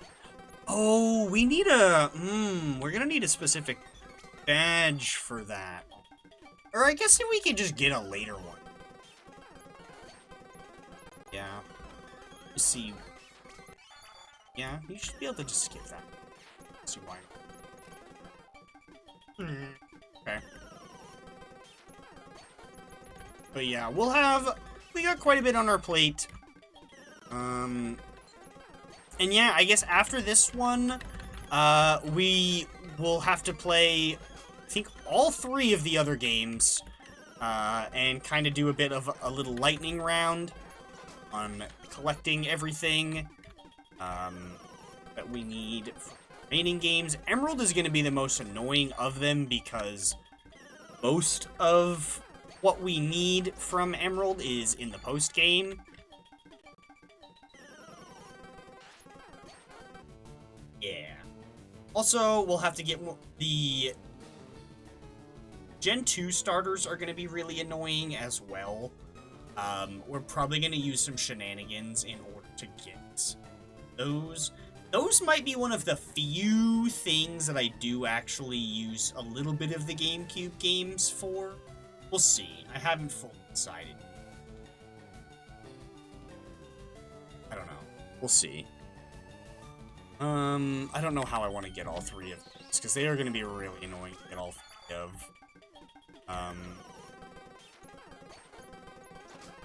We might use a little bit of save file manipulation or something. Just because I don't want to have to play through all of Emerald multiple times just to get an extra starter.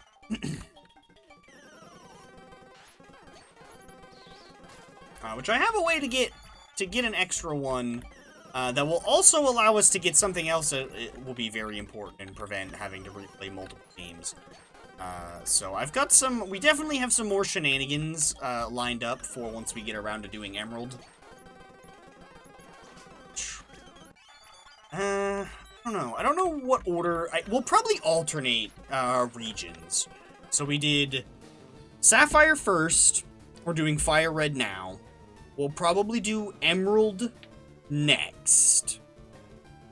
Or do I want to do Ruby next? Maybe we'll do Ruby next. And then we'll do Leaf Green and Emerald. Yeah, we'll probably do it that way. Because then we can speed through the last 3 games. I'm just going to completely ignore... I guess if we happen to find a Mawile while we're in Granite Cave in Ruby on our way to Steven, then I guess I'll catch that as well.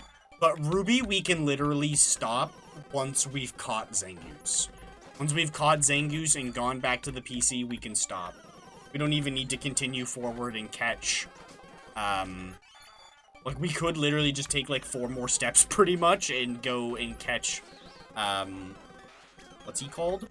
Solrock? Well, we can catch Solrock and Emerald, and I'm gonna need to complete Emerald, so, like, there's no real rush to try to catch, like, get Solrock somewhere else. But there's no super big importance to catching Solrock in Ruby, specifically, where I can catch it somewhere else. That's what I meant to say.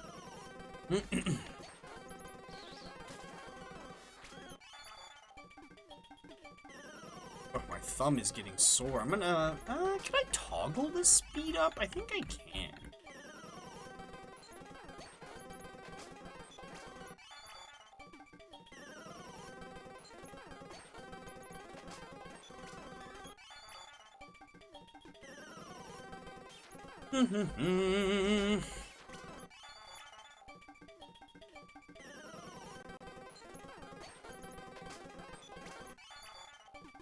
Yeah, the Safari Zone is still going to be really annoying. Which, that's another good thing about playing Fire Red first, is Pinsir is in the Safari Zone in Leaf Green. We already have Pinsir. One thing that I might end up getting from... Well, no, I guess I technically have to get it in this game. That was one thing that would have been nice about playing Leaf Green first, is we could have gotten Porygon cheaper. Porygon doesn't cost anywhere near as many coins in Leaf Green as it does in Fire Red. Well, I guess money isn't really going to be that big a deal in this challenge.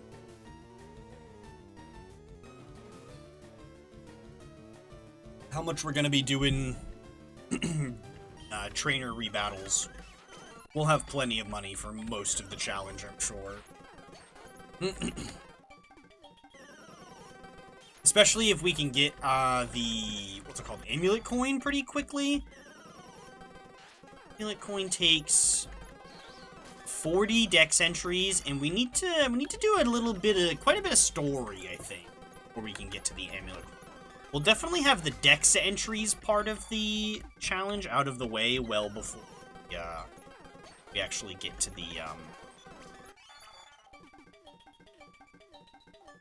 didn't mean to.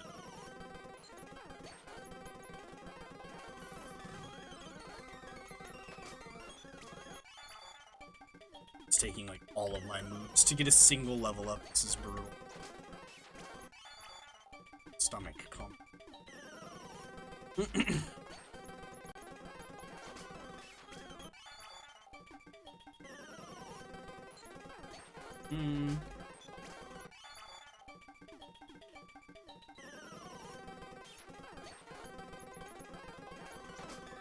Maybe I will switch over to doing a couple of the easier ones, just so that way, I don't know how long I want to go for today. I could take a, I need to eat something. I've got something in the fridge I can, I might need to go take something somewhat soon-ish.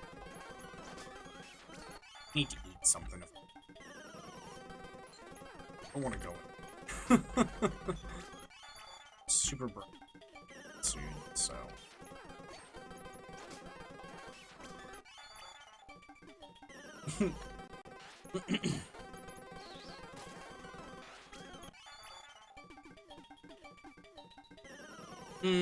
Come on. More of these guys. These guys give a speed in the air. Almost out of moves. We're gonna have to be using Just Gust here soon. I also wanted to make sure, I didn't like that last time our last move was tackle. We very easily could have just missed our last tackle and had to run from that battle. So I also wanted to intentionally plot it out so we ran out of tackles not last. Go one left, screw it. Tackle's done. We'll use up these last 3 quick attacks. Speaking of attack, do you learn wing attack at any point? Is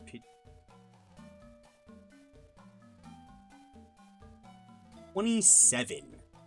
Peace. Alright. 5 more levels and we'll get wing attack. It's okay. We can get rid of sand attack for that, and then we'll at least have 4 attacking moves.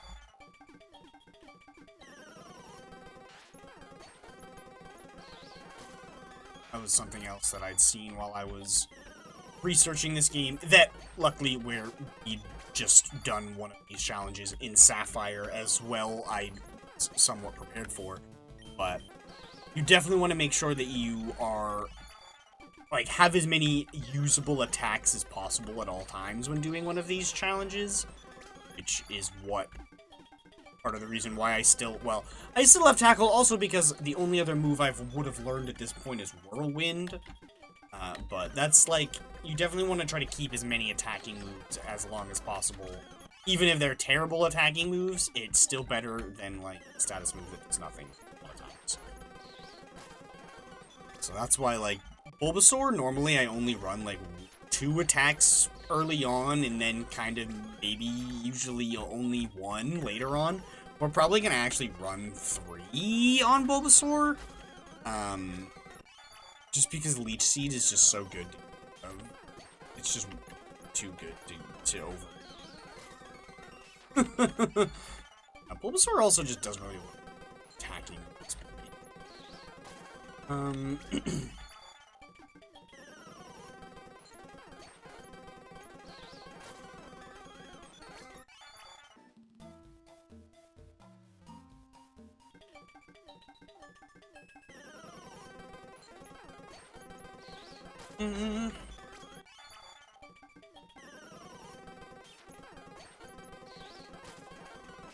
I can't remember how to get 2 metal coats. I don't think you can thief them off of Magnemite in this game. I think you maybe can in Ruby Sapphire, but I don't think you can in Fire Red.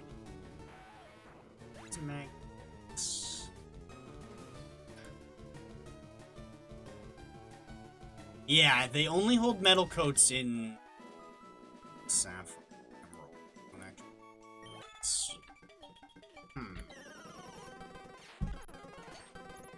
I know where to get 1 metal coat, but I don't know where to get 2. We are going to need 2. So So, we might need to go back to Sapphire and farm up the other one.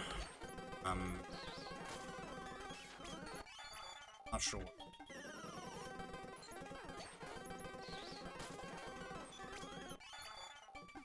Or wait, we could just clone it. What am I talking about? Yeah, if... In cases like that, where we'll be kind of screwed and, like, need to replay a whole other game, I'll probably just use the mail glitch and clone it. I probably won't clone Rare Candies, emphasis on probably.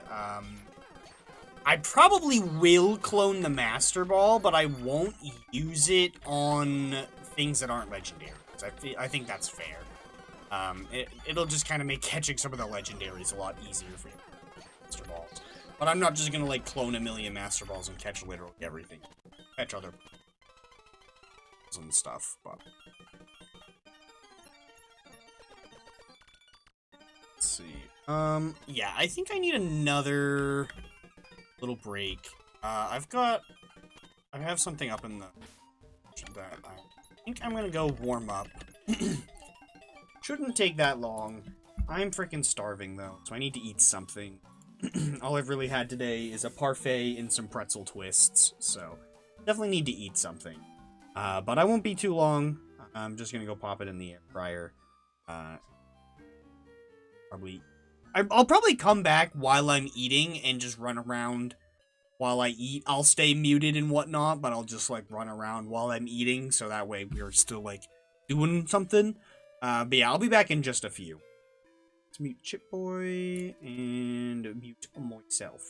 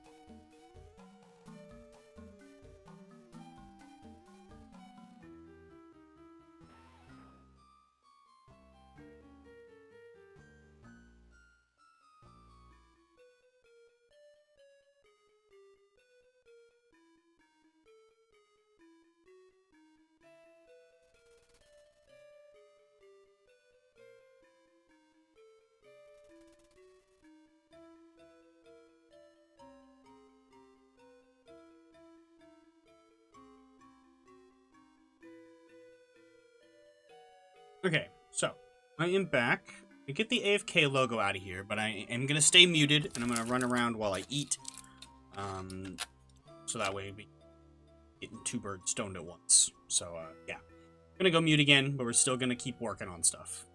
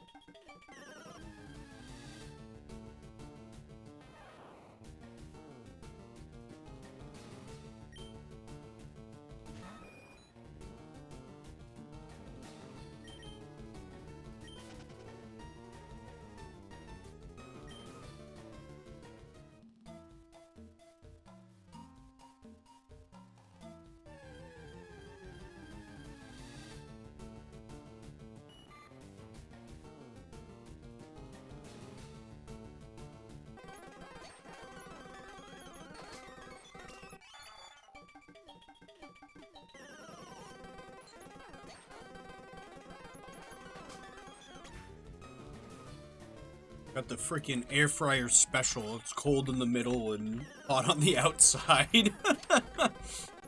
Probably could have left it in there for another minute or so, but didn't want to be taking too long back down here.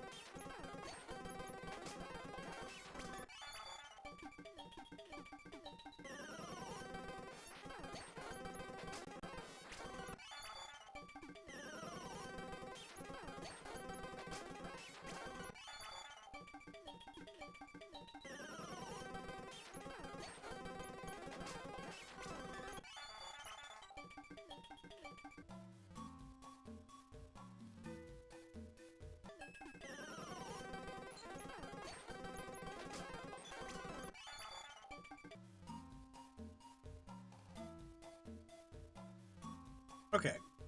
Let's see. That too. Alrighty. We're back. I'm done eating. It's not the taste thing I've ever eaten, but, you know, it's fine.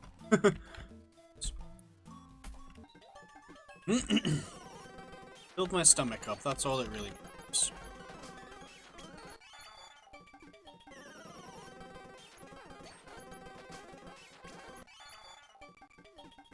Let's see.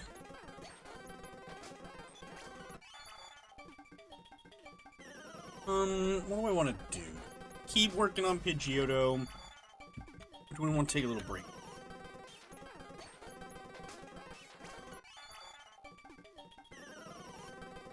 Because it's gonna take forever, no matter what. Whether we keep working on it now and just get this one finished, or if we take a break and work back to Pidgeotto. Doesn't matter. Either way, it's gonna take forever. But we could maybe switch over to Caterpie and Weedle and get those two done. That would at least give us some more needed dex entries. Maybe after we run out of moves on Pidgeotto, instead of going back to the Poke Center, you know what, let's work our way back over this, because I'm not gonna want to start training with them in here right away. I'll probably go back to Route 1 until we get to, like, probably until they evolve the first time, and then I'll bring them back in here.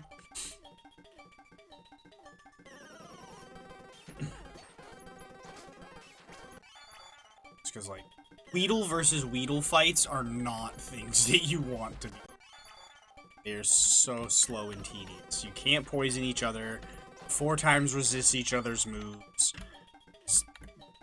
The only other move they know is string shots, so, like, you can't even, like, leer and maybe get some extra damage in that way. No. Like, it's just so tedious.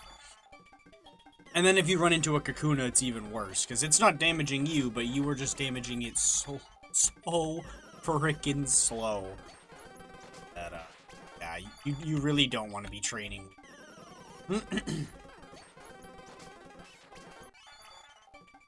But luckily it evolves so early that it's not that big a deal either. Train on Route 2, Route 20. Well, probably not Route 22, because the Spearows with Peck could actually be a little annoying, but, for whatever weird reason, Pidgey just never got Peck.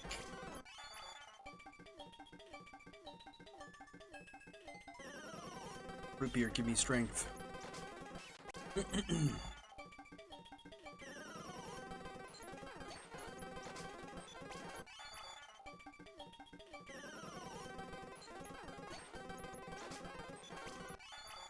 It's leveled up again.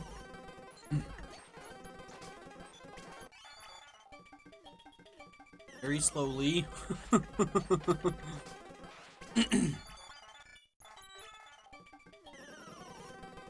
I'm never going to be so excited to seed a Pidgeot. Which I guess the other big difference between obviously doing this game as opposed to Let's Go is the way that you go about doing your leveling up is significantly different, because at that game you need to do it's obviously you do all the catching, where this game you do actual battling instead. Level up kind. So it is somewhat different. I don't think there's a versus seeker in that game, so that aspect of this challenge will be different as well. We'll be able to explore the Sevi Islands, which are not in any other iteration of Kanto ever, just this one. So that's always fun. Love me some Sevi Islands.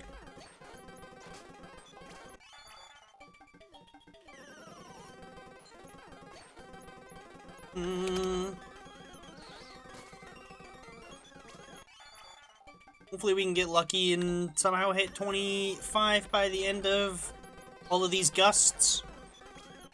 Give us a little bit, put us even closer to the next move that we unlock. That'll be very exciting once we finally hit 27 and get wing attack and have a 4th attacking move.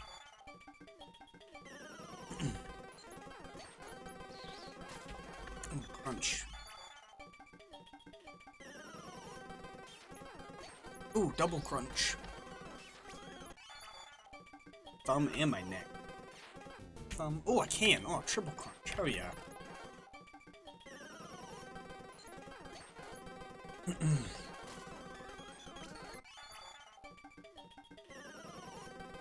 Still. Oh, the running shoes are gonna be so nice. I cannot wait to get those. Genuinely cannot wait to get the shoes, so...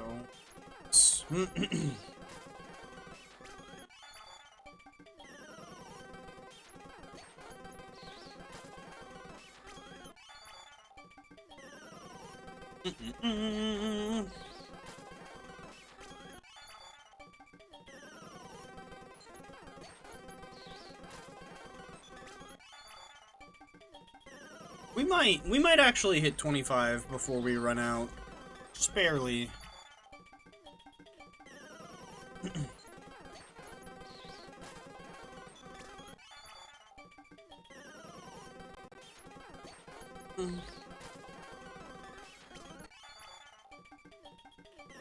If I really, really cared about the statistics, I would be keeping track of how much XP I'm getting.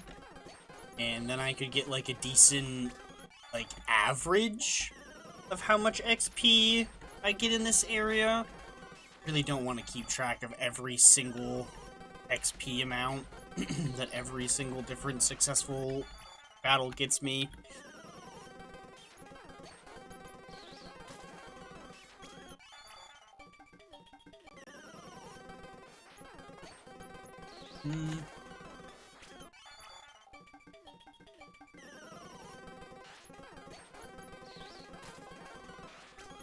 I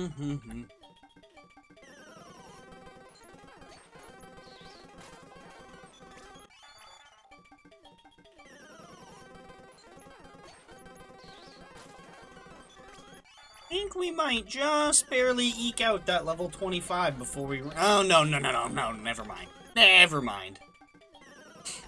We're gonna be a good chunk off. But we'll be real close. Make sure that I'm all the way down here, that way I can step out of the grass immediately. Or, well, I guess I could still get an encounter on the turn step.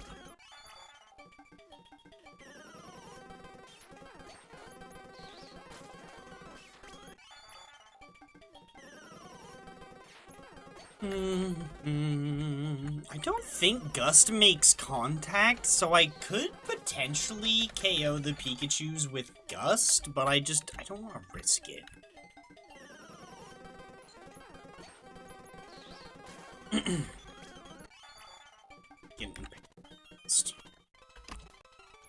Let's switch over to... We'll do Weedle first, I guess.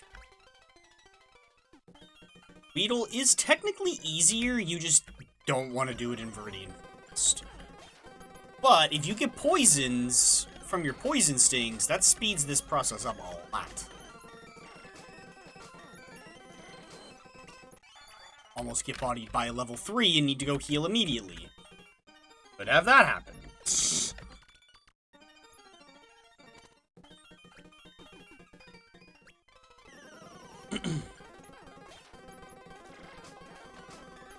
Please just get a poison. Oh my god. Oh, weird. Okay. We'll get some XP for both of them, I guess. To go heal again immediately. Jeez.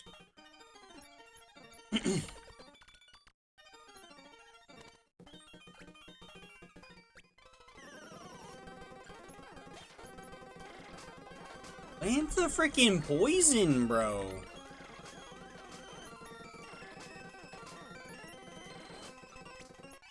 Jeez, it took 5 hits to kill a Pidgey, and we almost died.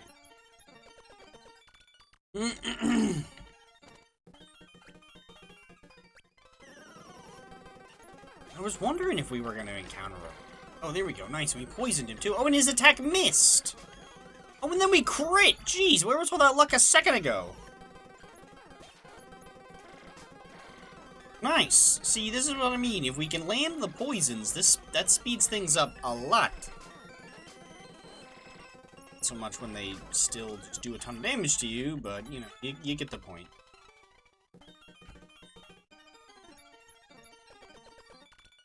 The grind.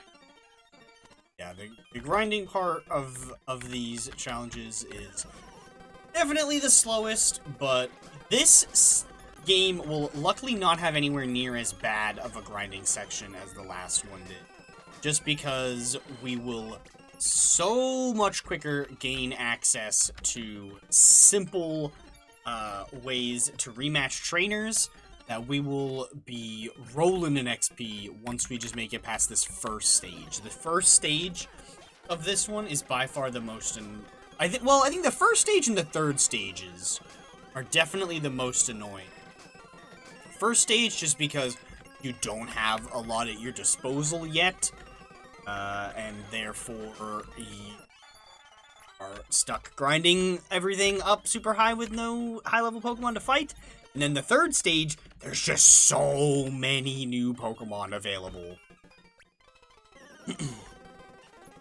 After the second badge, we can catch, like, genuinely, probably 85% of the challenge-ish. 75 or more percent of the challenge will be done with only 2 badges. Especially where we're skipping so many things.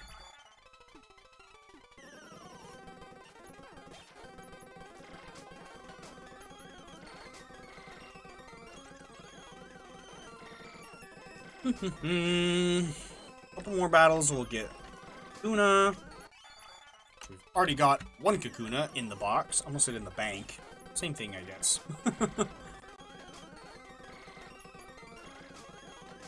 Once we at least get up to Kakuna as well, we'll have a lot more defense. Take hits better.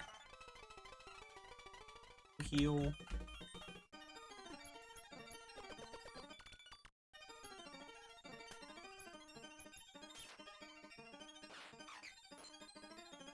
Should evolve in 1 more battle, maybe 2 if we're really unlucky.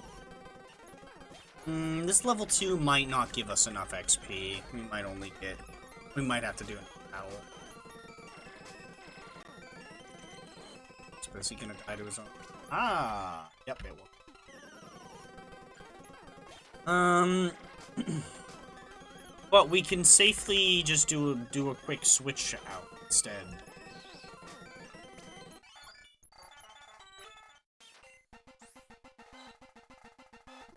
Nice.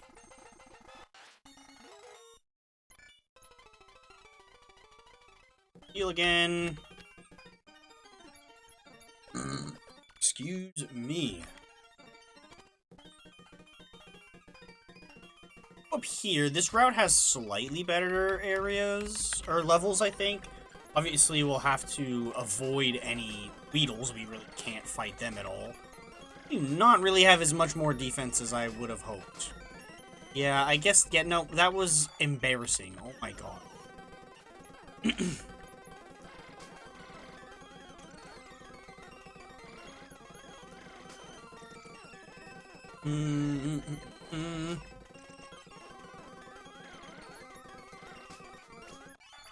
Definitely glad we don't need to worry about these 2 for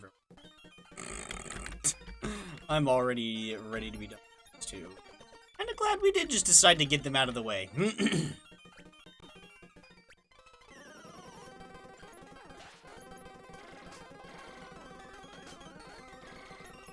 Caterpie is going to be even more annoying, because we don't have any of the damage over time effects, so that's going to be ridiculous. But Butterfree is a lot better than Drill. So once we do get it evolved, in spot.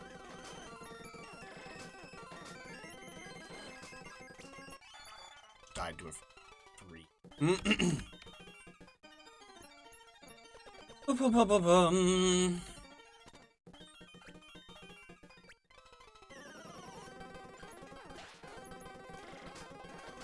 Well, I don't actually want to fight this level. This level 4 is actually gonna... You know what? We'll just switch trade in general.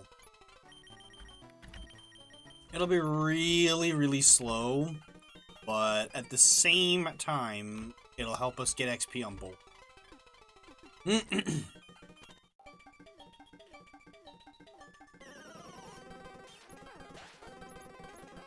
Oh, it will be annoying getting potentially poison switching in here. So maybe I'll ignore tools.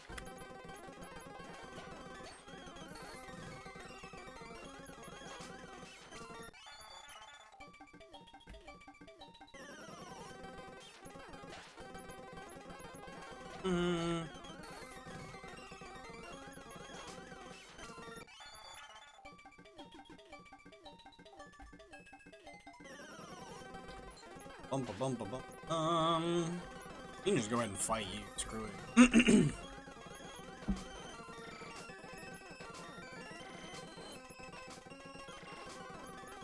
Come on.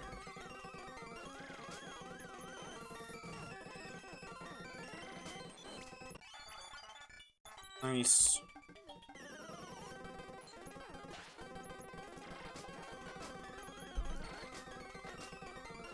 Oof. Excuse me.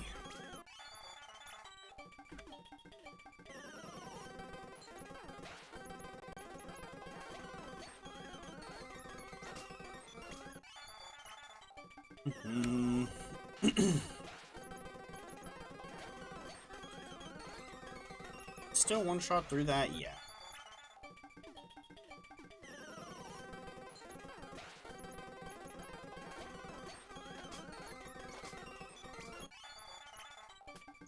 This is gonna take so...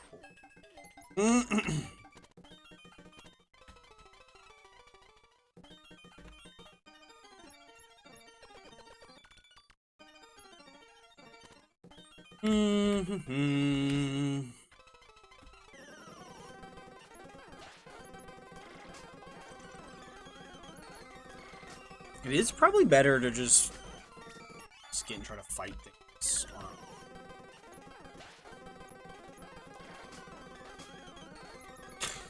I did not mean to. I take 2 hits and I'm at freaking half health.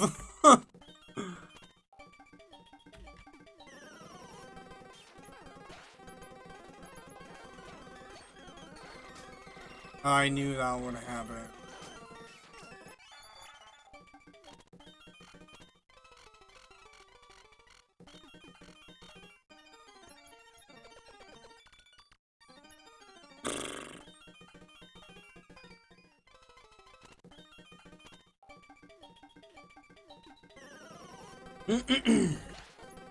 This is what made the first one of these so brutal. Like the Sapphire one. I almost never finished it just because the beginning section was so boring. That one was a little bit handier just because of the like rare candies. But there was a lot more annoying evolutions that I needed to do. So I think even despite not having pickup, I think in the long run this one will be, or not having pickup so early, I think in the long run this one will be easier. Damn, crits back to back.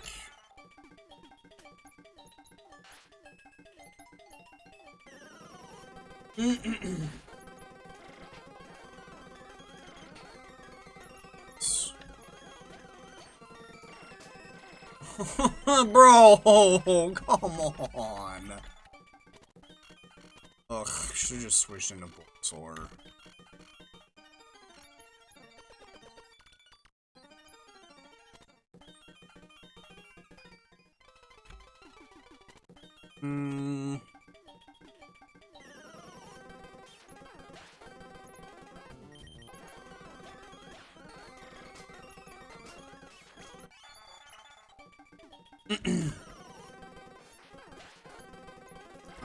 If I... Nice. Oh, but he's got shed skin, doesn't he? Yep. Oh, this is actually gonna be... Oh. We just crit through the defense buffs. It's not that annoying. I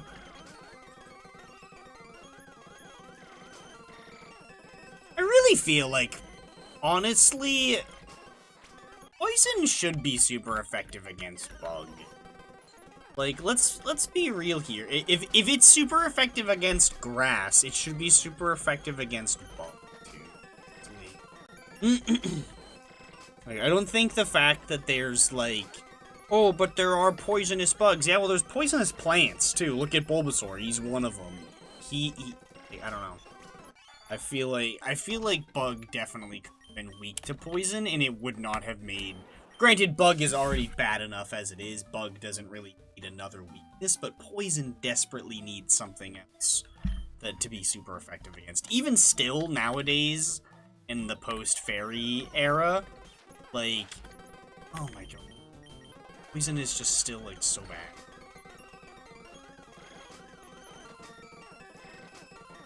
Oh my god, now they're critting on me. Love that.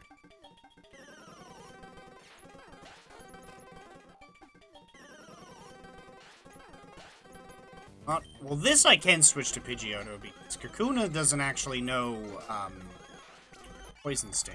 Kakuna will just know.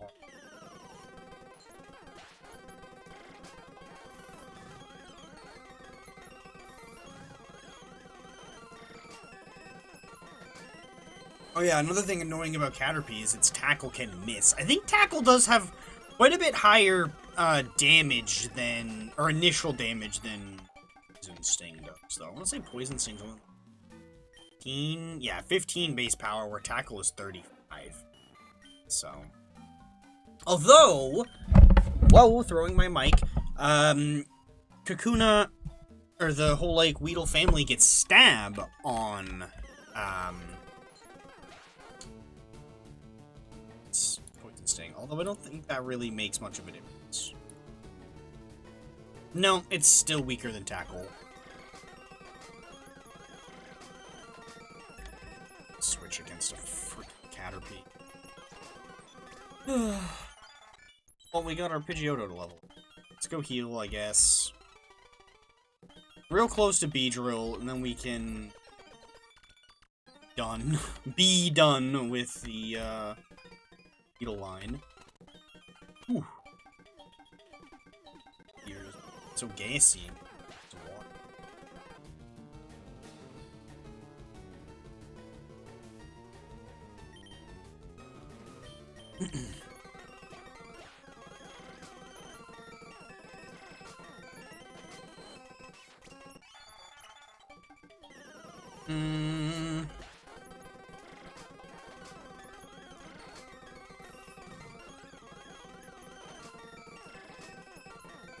Oh my god, just take freaking Caterpie already. You get like the world's weakest Kakuna or Beetle or something. This thing is so bad.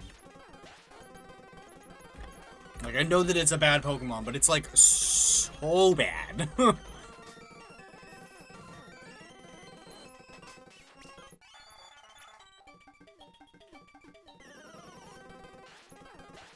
Alright, here we go. Finally, last battle, we need to level this stupid thing up. There, finally. Another evolution out of the way. Fury attack. Never gonna use that. Caterpie is also gonna be really annoying.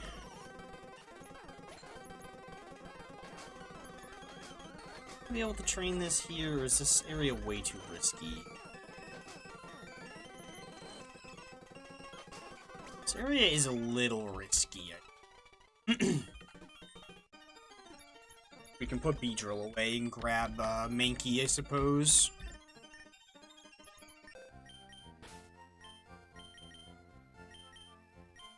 Go there. I don't think I checked your nature. Oh, that's not bad.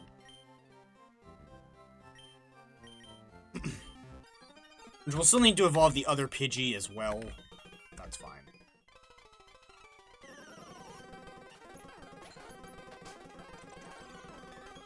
tail whips are annoying and a little scary. Well, that actually didn't really make that big of a difference. Excuse me.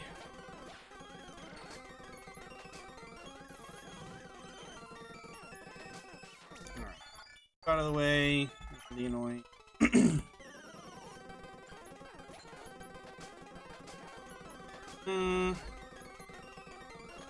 Ooh, that miss was rough.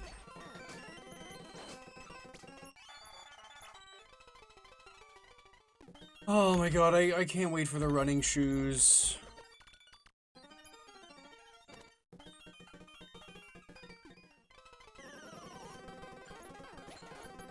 I'm so glad that they included those in this remake, but god, why did they make you wait until after Brock to give them to you? Thank goodness. What were they thinking?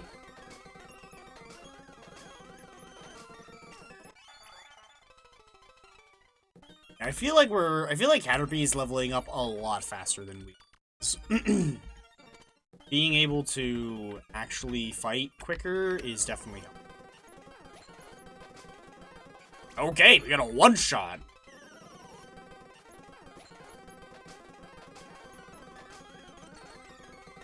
Yeah, keep doing that. Yeah. Keep doing that. Keep not attacking me. Until you find the...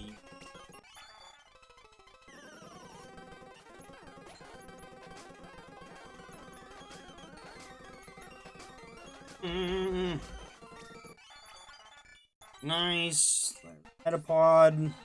Granted, we already have one, but still.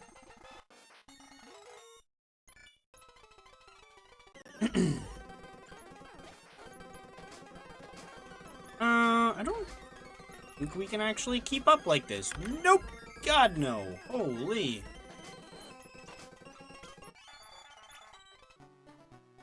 Level 4 Pidgey was cakewalking me. Good lord. Butterfree is actually a good Pokemon, so that's something we might want to actually level up further past the... Oh, no, we're, like, really slow now. Oh, this is a level 5 Rattata. This one might just be faster than me. Jeez. Yeah, I should have delayed evolution and stayed a freaking Caterpie. It seems like Caterpie was better. We're just gonna go ahead and switch out. Oh, that was actually a huge read.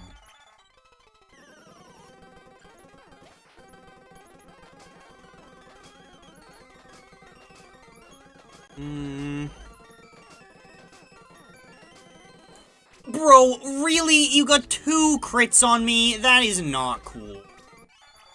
Alright, cool, great. Well, there's our first feint to a fucking level 4. I think that was the first. Not that it matters, it's not a Nuzlocke. Still.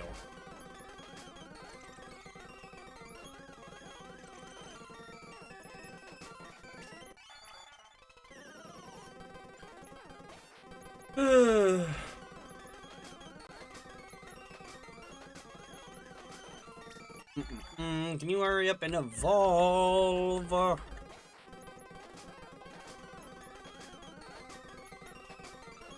That Pidgey had, like, no defense at all. Oh, my.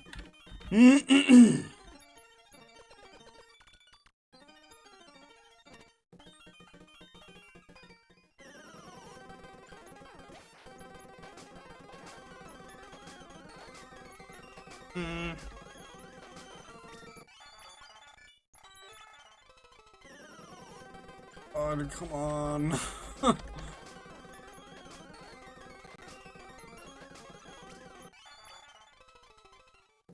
That was the other thing, is we had a, I want to say, significantly better area to to actually be training our stuff up for the first gym badge area. Well, so this is also annoying just because the levels we're stuck with training against are worse, so we're getting less XP in the long run. It's the Ruster of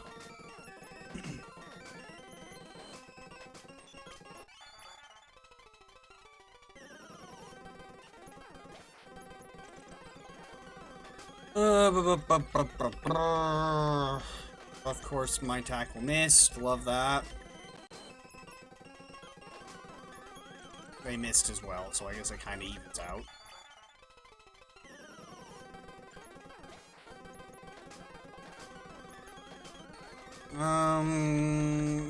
Yep, nope, not letting that happen.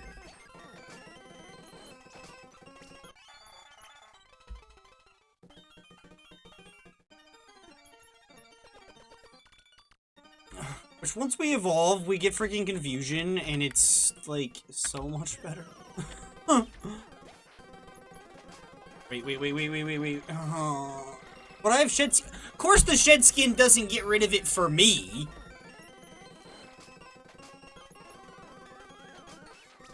Yeah, got rid of it instantly on the wild ones, but I actually take a turn of damage, of course.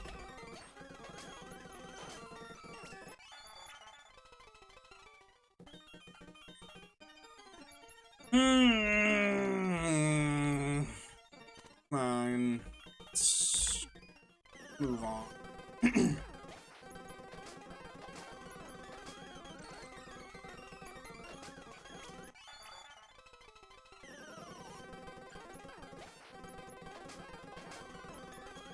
Oh, no.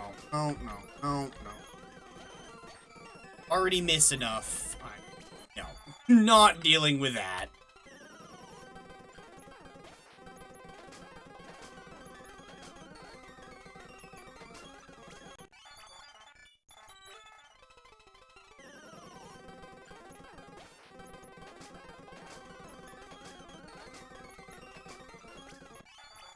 Alright, let's see. What are we doing? We're getting somewhat close to Butterfree. Also getting somewhat close to 3.5 hours. Wow, that would have been really bad if I missed there. I'll probably take... I gotta take my headphones off. I'll probably take another little break. Maybe once we evolve Metapod here. I'll come back for a little bit more grinding. Wrap up for the day. Ooh, I knew that this first section was going to be really tedious, but... oh, man. It's taking a bit more out of me than I was hoping. We might need to come up with an easy way to task and do something else at the same time. Maybe we'll do some of this while we play Aria. We can do both at the same time. And just do some running around. I mean, this game while some Terraria as well, because we haven't worked on our Skyblock in ages. So, try doing some of that. Some grinding while just chill around doing some grinding and that as well. Sitting a little volcano farm in Terraria. Get our little slime staff or Abigail or whatever going. Chill, run around and grind in this while we do that as well.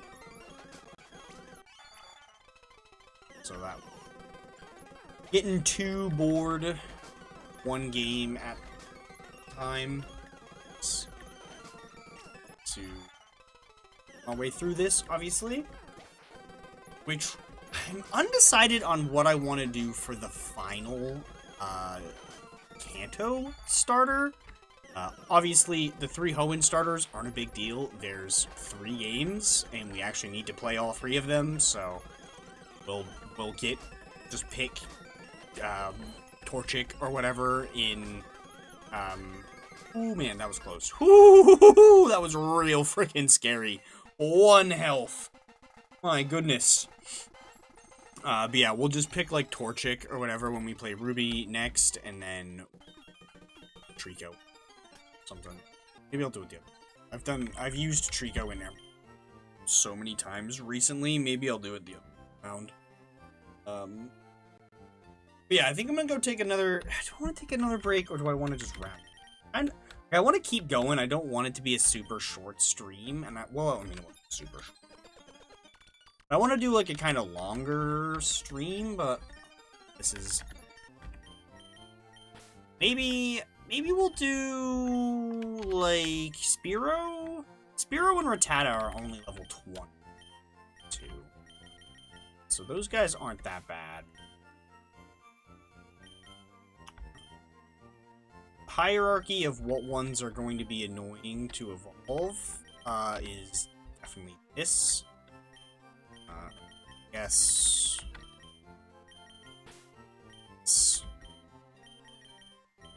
You're 36, you're 32 for your final evolution, you're 28, these two are both 20, this one we 18.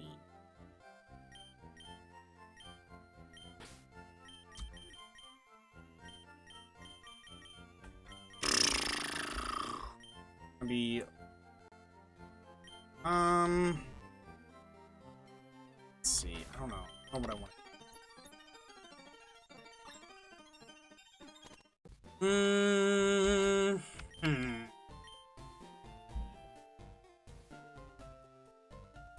think we will take another short break. Oh, I just took one, not that long.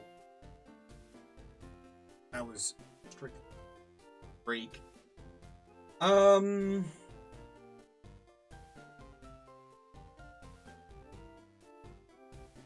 But 11 is left. Kyoto, that is gonna be so. Man.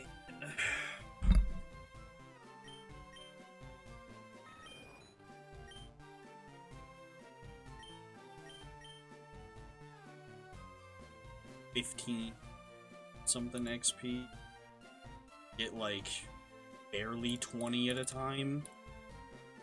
Most battles, 75 battles.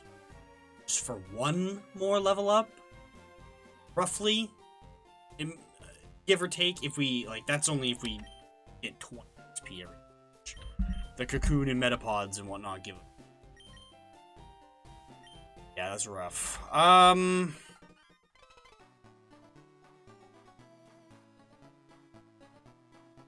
Yeah, I guess I will take another little break, but I will keep going because I don't really got much else on the docket today. Girlfriend doesn't get home from work for another like half or so.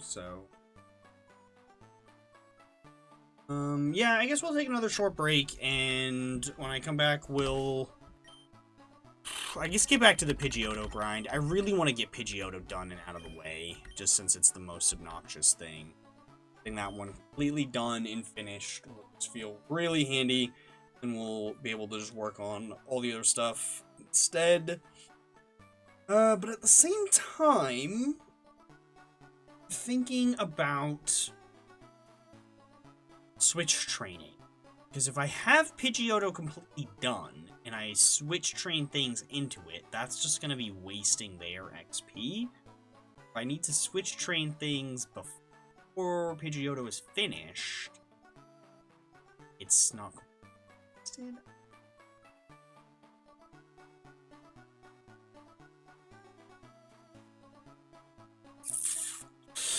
Yeah, I don't know. Maybe I will do Pidgeotto last then? Switch to everything else. Work on it. And then Pidgeotto.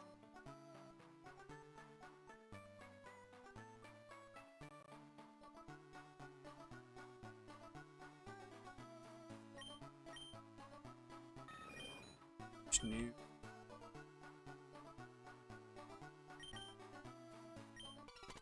This is definitely our best.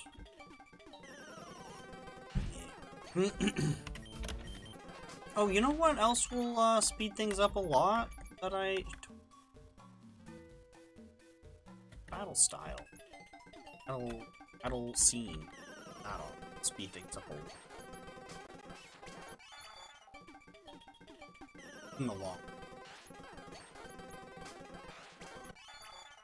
So we get 50 XP from a cocoon. 22 from a level 3 Caterpie.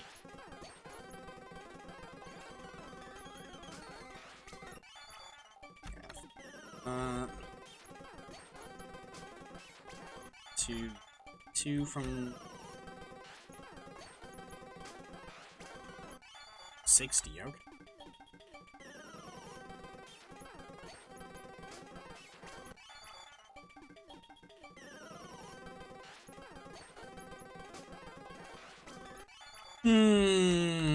Don't know.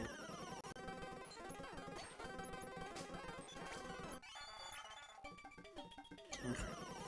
4 gives 30. 2. Oh, wait, Weedle only gives 20.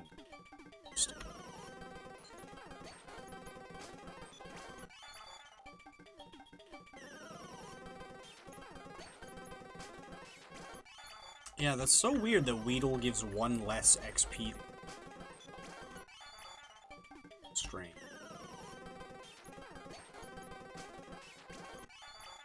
And, like, consistently. 7.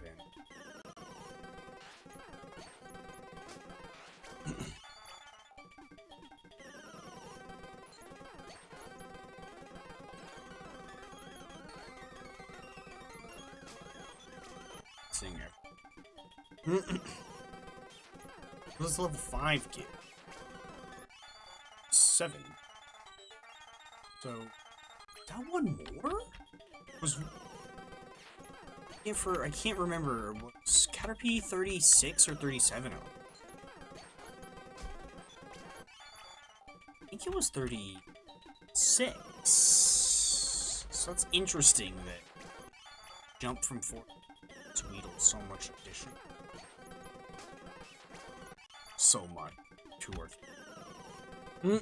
Oh, perfect. So was it 36 or 37? Okay, it is 37. So, yeah. While level 4 Weedle gives 1 less, level 3 and 5 give the same Caterpie does. Interesting. I wonder if a level 6 Weedle is than a level 6 Caterpie. I don't think they spawn at that level, but just like...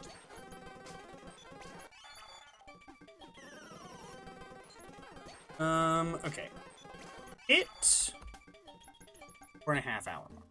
3.5 hours, sorry, enough. Yeah, I'm gonna go ahead and save and take a short little break. I've already lost 7 hours game time. Granted, that's not accurate because of speed up, but still. Let's see. Let me go ahead and mute you again. FK up, and I'm gonna mute myself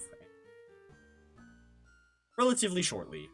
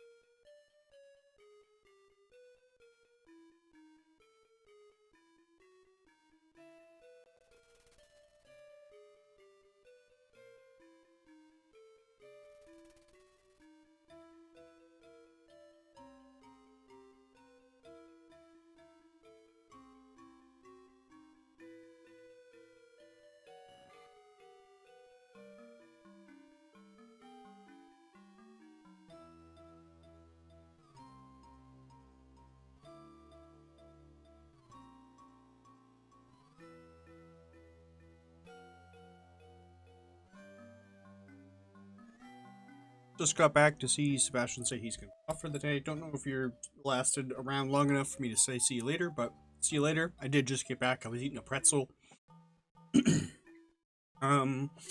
Yeah, I don't really know how much longer we'll keep going today. Let's go ahead. We did.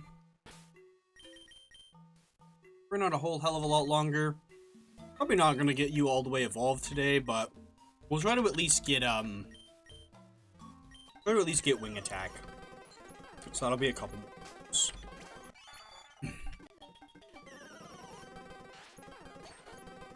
But I think maybe we will try out doing both this and Terraria at some point. Maybe tomorrow. I haven't played our Skyblock world in ages. I have been kind of missing it. But I was more interested in this. Getting the Sapphire Challenge finished up. Especially the closer and closer we got to the end of it, the more I wanted to play that instead.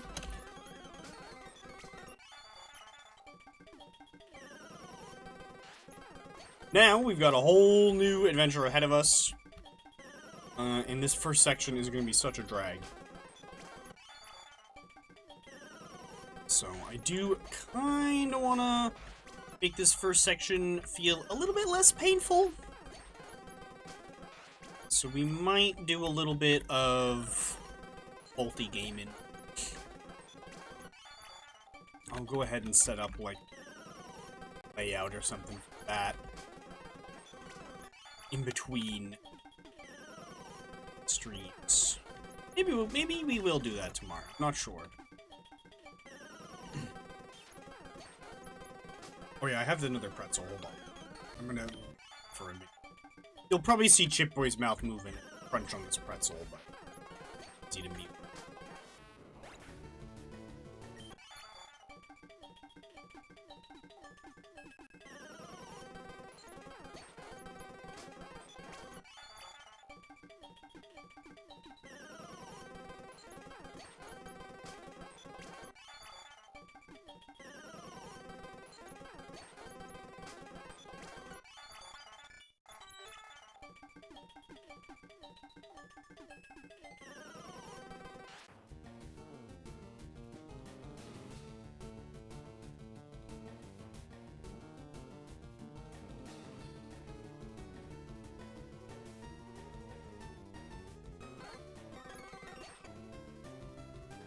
Alright.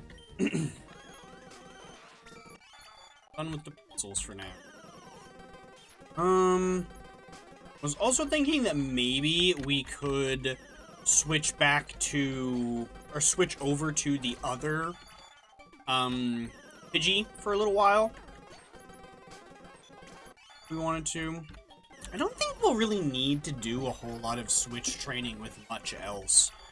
I think just about everything else we'll be able to somewhat sustainably do pretty decent amounts of training with. Mankey has Scratch instead of Tackle, which is really nice because that miss. It has 100 accuracy, I should say. Oh, and it's 40 power instead of 35. Yeah, so it's 40 power instead of 35 and 100 accuracy instead of 95.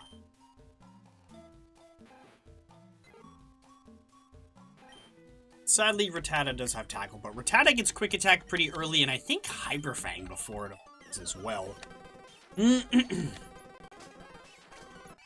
So, I don't know how much we'll actually do today. Hopefully, we can get close enough to the point where we can finish this off in not too many streams.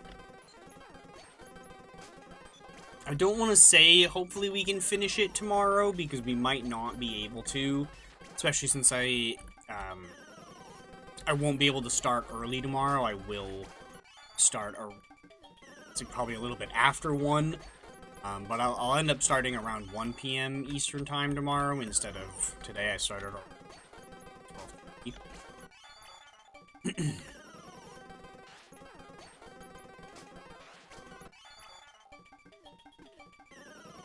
Oh, I really just want to get this last move.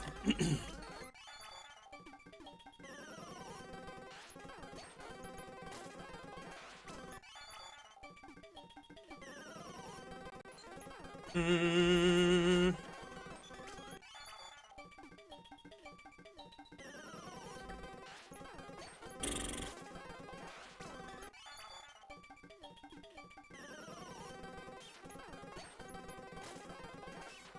Like, I don't really know what else to say. Really do want to kind of... I haven't made, like, a full-on list of what things we need, for this challenge, and I probably will, only because of how many things I'm going to be skipping.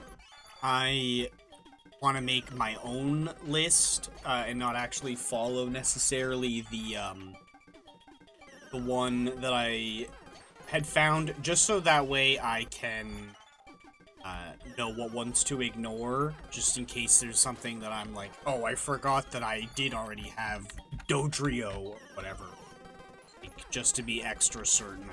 Okay, skip that one, skip that one, skip this one. Only worry about these few.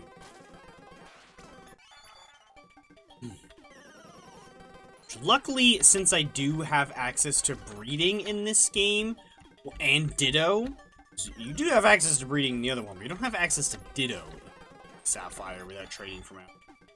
Once we get to the post-game and can breed things and have Ditto, we will probably end up, I don't think we can... So I can connect this game to Pokemon box, but the big issue is I can't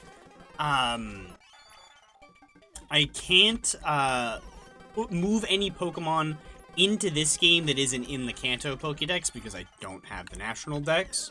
Same with, like, trading with another game. So I probably won't bother interacting with Pokemon Box on this until, similarly to what we did with this game, we'll do it when we're done with everything. However, I'll probably end up catching a second Ditto, so that way we can have one Ditto to put in for the living dex and one to just leave in the daycare. What's that? You guys heard that at all? It sounded like... Oh, it's somebody on... Some jackass on a motorcycle. It sounds like... Alright. Oh, I'm gonna run out of moves right before I hit 27. If I get lucky and get more Kakuna and Metapod encounters, maybe not, but I don't seem to be getting lucky. But yeah, we'll probably end up just starting another Fire Red or Leaf Green save and just picking the last starter. Just so that way we can have... We could use some other shenanigans. Like, we can... There is so much that we can do with arbitrary code execution in this game that it is almost not even funny. Also, that was super clutch. We did level up exactly at the right time. Like, we can do literally anything, pretty much. Like, it is insane the amount of things that we can do with Ace. So, I don't want to... like I've already mentioned, I don't want to abuse it. We will need to use it for a couple of things. But technically, like, we could use it to get the last starter without needing to make another save. We could use it to get the last starter, get all 3 starters in one save. Like, we could get literally every single Pokemon in the entire game in one save. Like, but, like, acing everything in and then cloning them and whatnot, it does not feel anywhere near as fun as, like, putting them all. Putting everything in the... Oh, shoot! just remembered too that you need to have space in specific boxes to do a lot of Ace codes. So, maybe I will have to connect to bank sooner rather than later, or not bank, box. Sooner rather than later.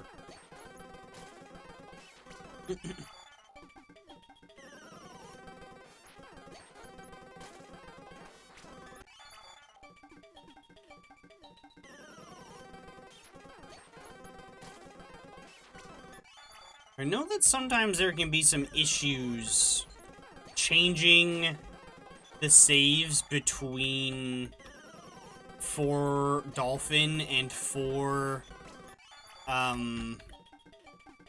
MGBA. So once we convert our save over to being for Dolphin, we might be stuck there. I definitely had that issue happen with an Emerald save before. I'd been playing Emerald on Dolphin. I tried to change the save over to work on MGBA, and it said, like, this file is corrupted, and I was like, oh god, no, like, what have I done? I changed the save file back, and it loaded up on Dolphin. Like, still to this day works fine on Dolphin, but if I try to load it on MGBA, it's like, nope, this file's corrupted.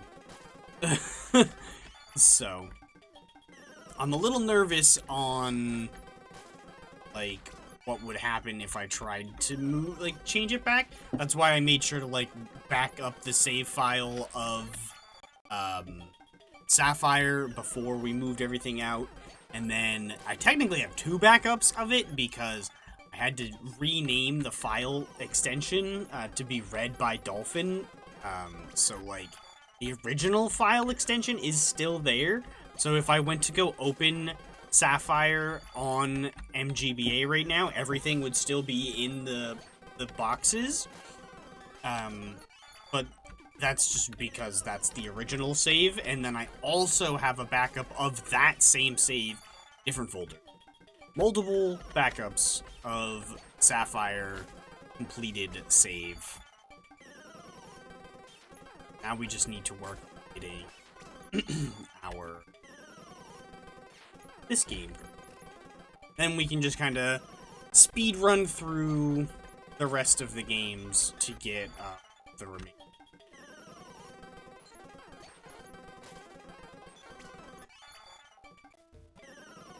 Of course, we have literally 0 attacking moves.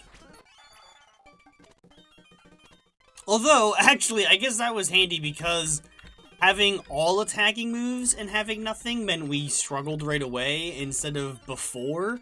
If we'd encountered that, we would have had, like, if we had that happen at level 26 before we learned wing attack, we would have had, like, 30-something sand attacks that we would have had to go through before struggle kicked in. So, that actually wasn't that bad. Oh, what do I want to do?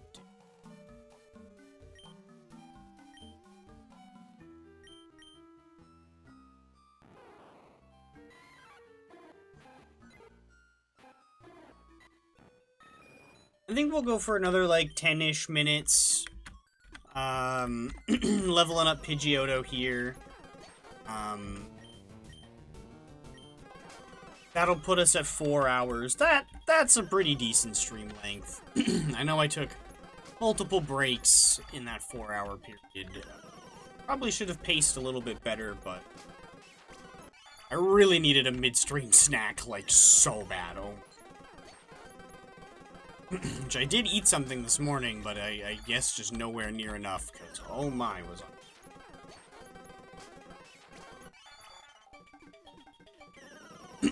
yeah. We made some pretty good progress. We got the whole Caterpie and Weedle lines out of the way. No real big shocker there. Those were literally the easiest ones to do. But still, that's some progress. We caught everything that we need. We just need to do the evolving. That is always the trickiest process. We made a whole new loadout because we needed to switch games midstream. but oh well, no big deal there. I'll probably delete that leaf green save, just because even if I was to just use that save solely to send over another starter, I would want it to at least come from something with a different name, just so that way there aren't two different Samsons. Just because eventually when we go and look through the Pokédex, we'll see all the different Sams. We'll play a couple females and we'll name them like Samantha and Sammy or something. Just so that way we can have all the Sams. Or we just do the last one as just Sam. And for anybody that is unsure of why I'm doing that, is because Professor Oak's name is Samuel. And then the Professor Oak and Alola that's all, like, tanned, his name is Samson, so that's where I got this one's name from. So, that's my name is not Samuel, or Samson, or Sam anything. I'm not gonna tell you what it is, but it's not Sam. I mean, it has been said before on the channel, so if you really want to know it, you somewhere. Not by me, I haven't said it, but other people have said it. Things that I've done with other people. Oh my god, this is so cool. So close, though. So close, but yet so far.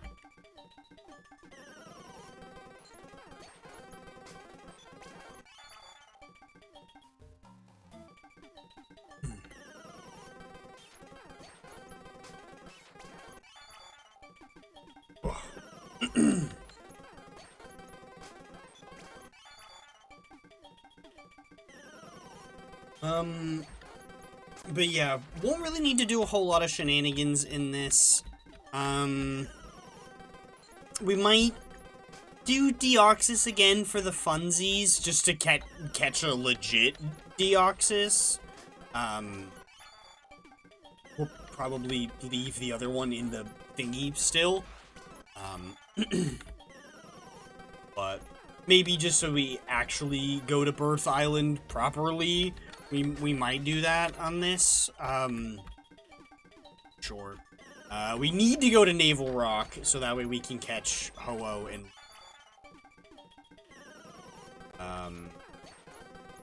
that'll be our only way to get those without the GameCube games. Which I could technically play the GameCube games, but I would need to play both of them to get both Ho-Oh and Lugia, because they're each in one of the different two GameCube games, so... And you need to, like, complete both games, pretty much, to get both of them. It's such a pain. Getting Ho-Oh in Coliseum is such a pain. I need to get back into Coliseum. I was trying to, RNG a shiny Shadow Quilava, and I was just like, oh, this is gonna be really freaking hard. So I kind of took a long break, but I spent the, like, super tedious time of, like, learning how to, like, RNG my trainer ID for that game, just so that I could do that, and then I didn't actually do the manip, so, like, I now know of another way that I could RNG a shiny Shadow Quilava, but I'd really rather not, because that meant that I did all that setup on Coliseum for nothing, if I don't RNG that Quilava as well. So, because I think I only have, like, one other thing that I could catch left. Like, I've already caught almost all the Shadow Pokemon, so it's not left that I could go for.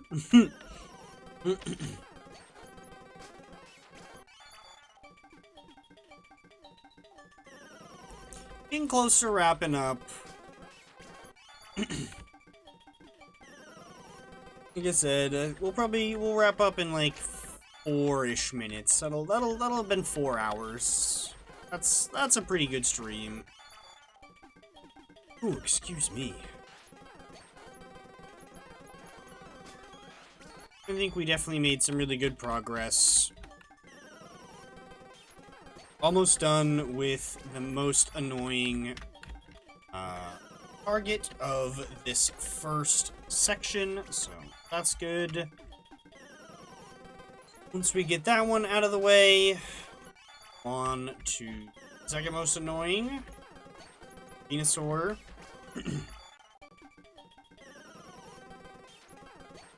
I do just think it's more worth to go Venusaur instead for the lower evolution level. Like, yeah, I know it is going to be really annoying having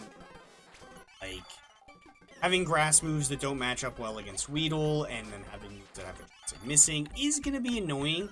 Once we get up into, like, the mid-high 20s and whatnot, like, they're still going to do sizable damage when they hit. That, like, I think it's gonna be very to have gone Charming instead. Like, I definitely think that is going to save us. You know what? Okay, at this point, we'll get this next level up. This next level might take a little longer than 2 minutes, ish, I think. So, we'll get this next level up. We'll go heal, so that way we have all of our moves ready to go for next time. And yeah, then I think I will probably wrap up for the day. To relax for a bit.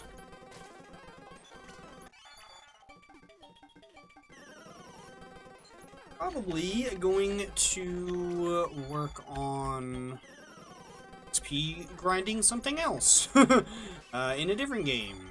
Working on leveling up a shiny Pikachu to level 100 in Gen 4. So, probably gonna work on some of that while I watch either YouTube or Hulu or Netflix or something.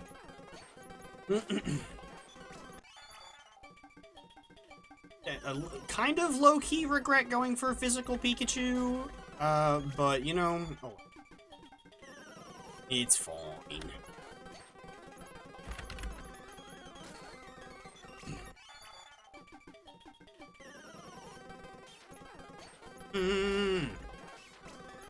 I've been playing so much Gen 3 lately. Like, Gen 3 and 4 are my bread and butter. Those were definitely, like, those are the gens that I, like, grew up with the most.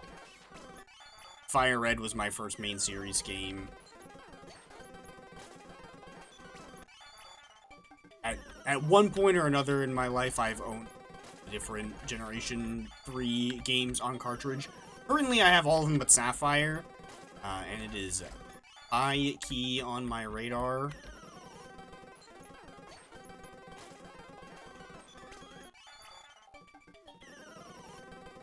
Definitely also enjoy Generation 4 quite a bit. I had been working on a shiny National Living Dex in Soul Silver using the Q-Charm glitch and RNG manipulation. Which I also set up Q-Charm in Diamond, well, because I need a Sinnoh Pokemon. But I was prepping to do the Red fight and was like, you know what, I want to style on Red. Red is all cool with his level 100, or level 88 Pikachu with a Light Ball, Volt Tackle. I want to bring level 100 shiny Pikachu, Light Ball, Tackle, style on it. Probably won't actually use it to fight his Pikachu, because do much to each other, but I can take out Blastoise or something. Alright, there we go. 29. 7 levels left. We will work on those probably tomorrow, though. I will set up a layout to play some of this and Terraria at the same time. I've done that before, but very good. I'll try to make it look a little bit better this time. Actually, so have, yeah. Oh. That's okay. We'll make it work. But yeah, that's gonna do it for today. If you enjoyed, definitely make sure to hit the like button. Please. Subscribe, hit the bell, share with a friend, follow if you watched on Twitch. Make sure to tune in for tomorrow. We'll be back with some more of this, probably, and some Terraria Skyblock as well. It's been a hot minute since we played some of that, so I definitely want to do that as well. 8 hours on the clock already. That's crazy. But yeah, that's gonna do it for me for today. Hope you guys all enjoyed. See you all in the next one.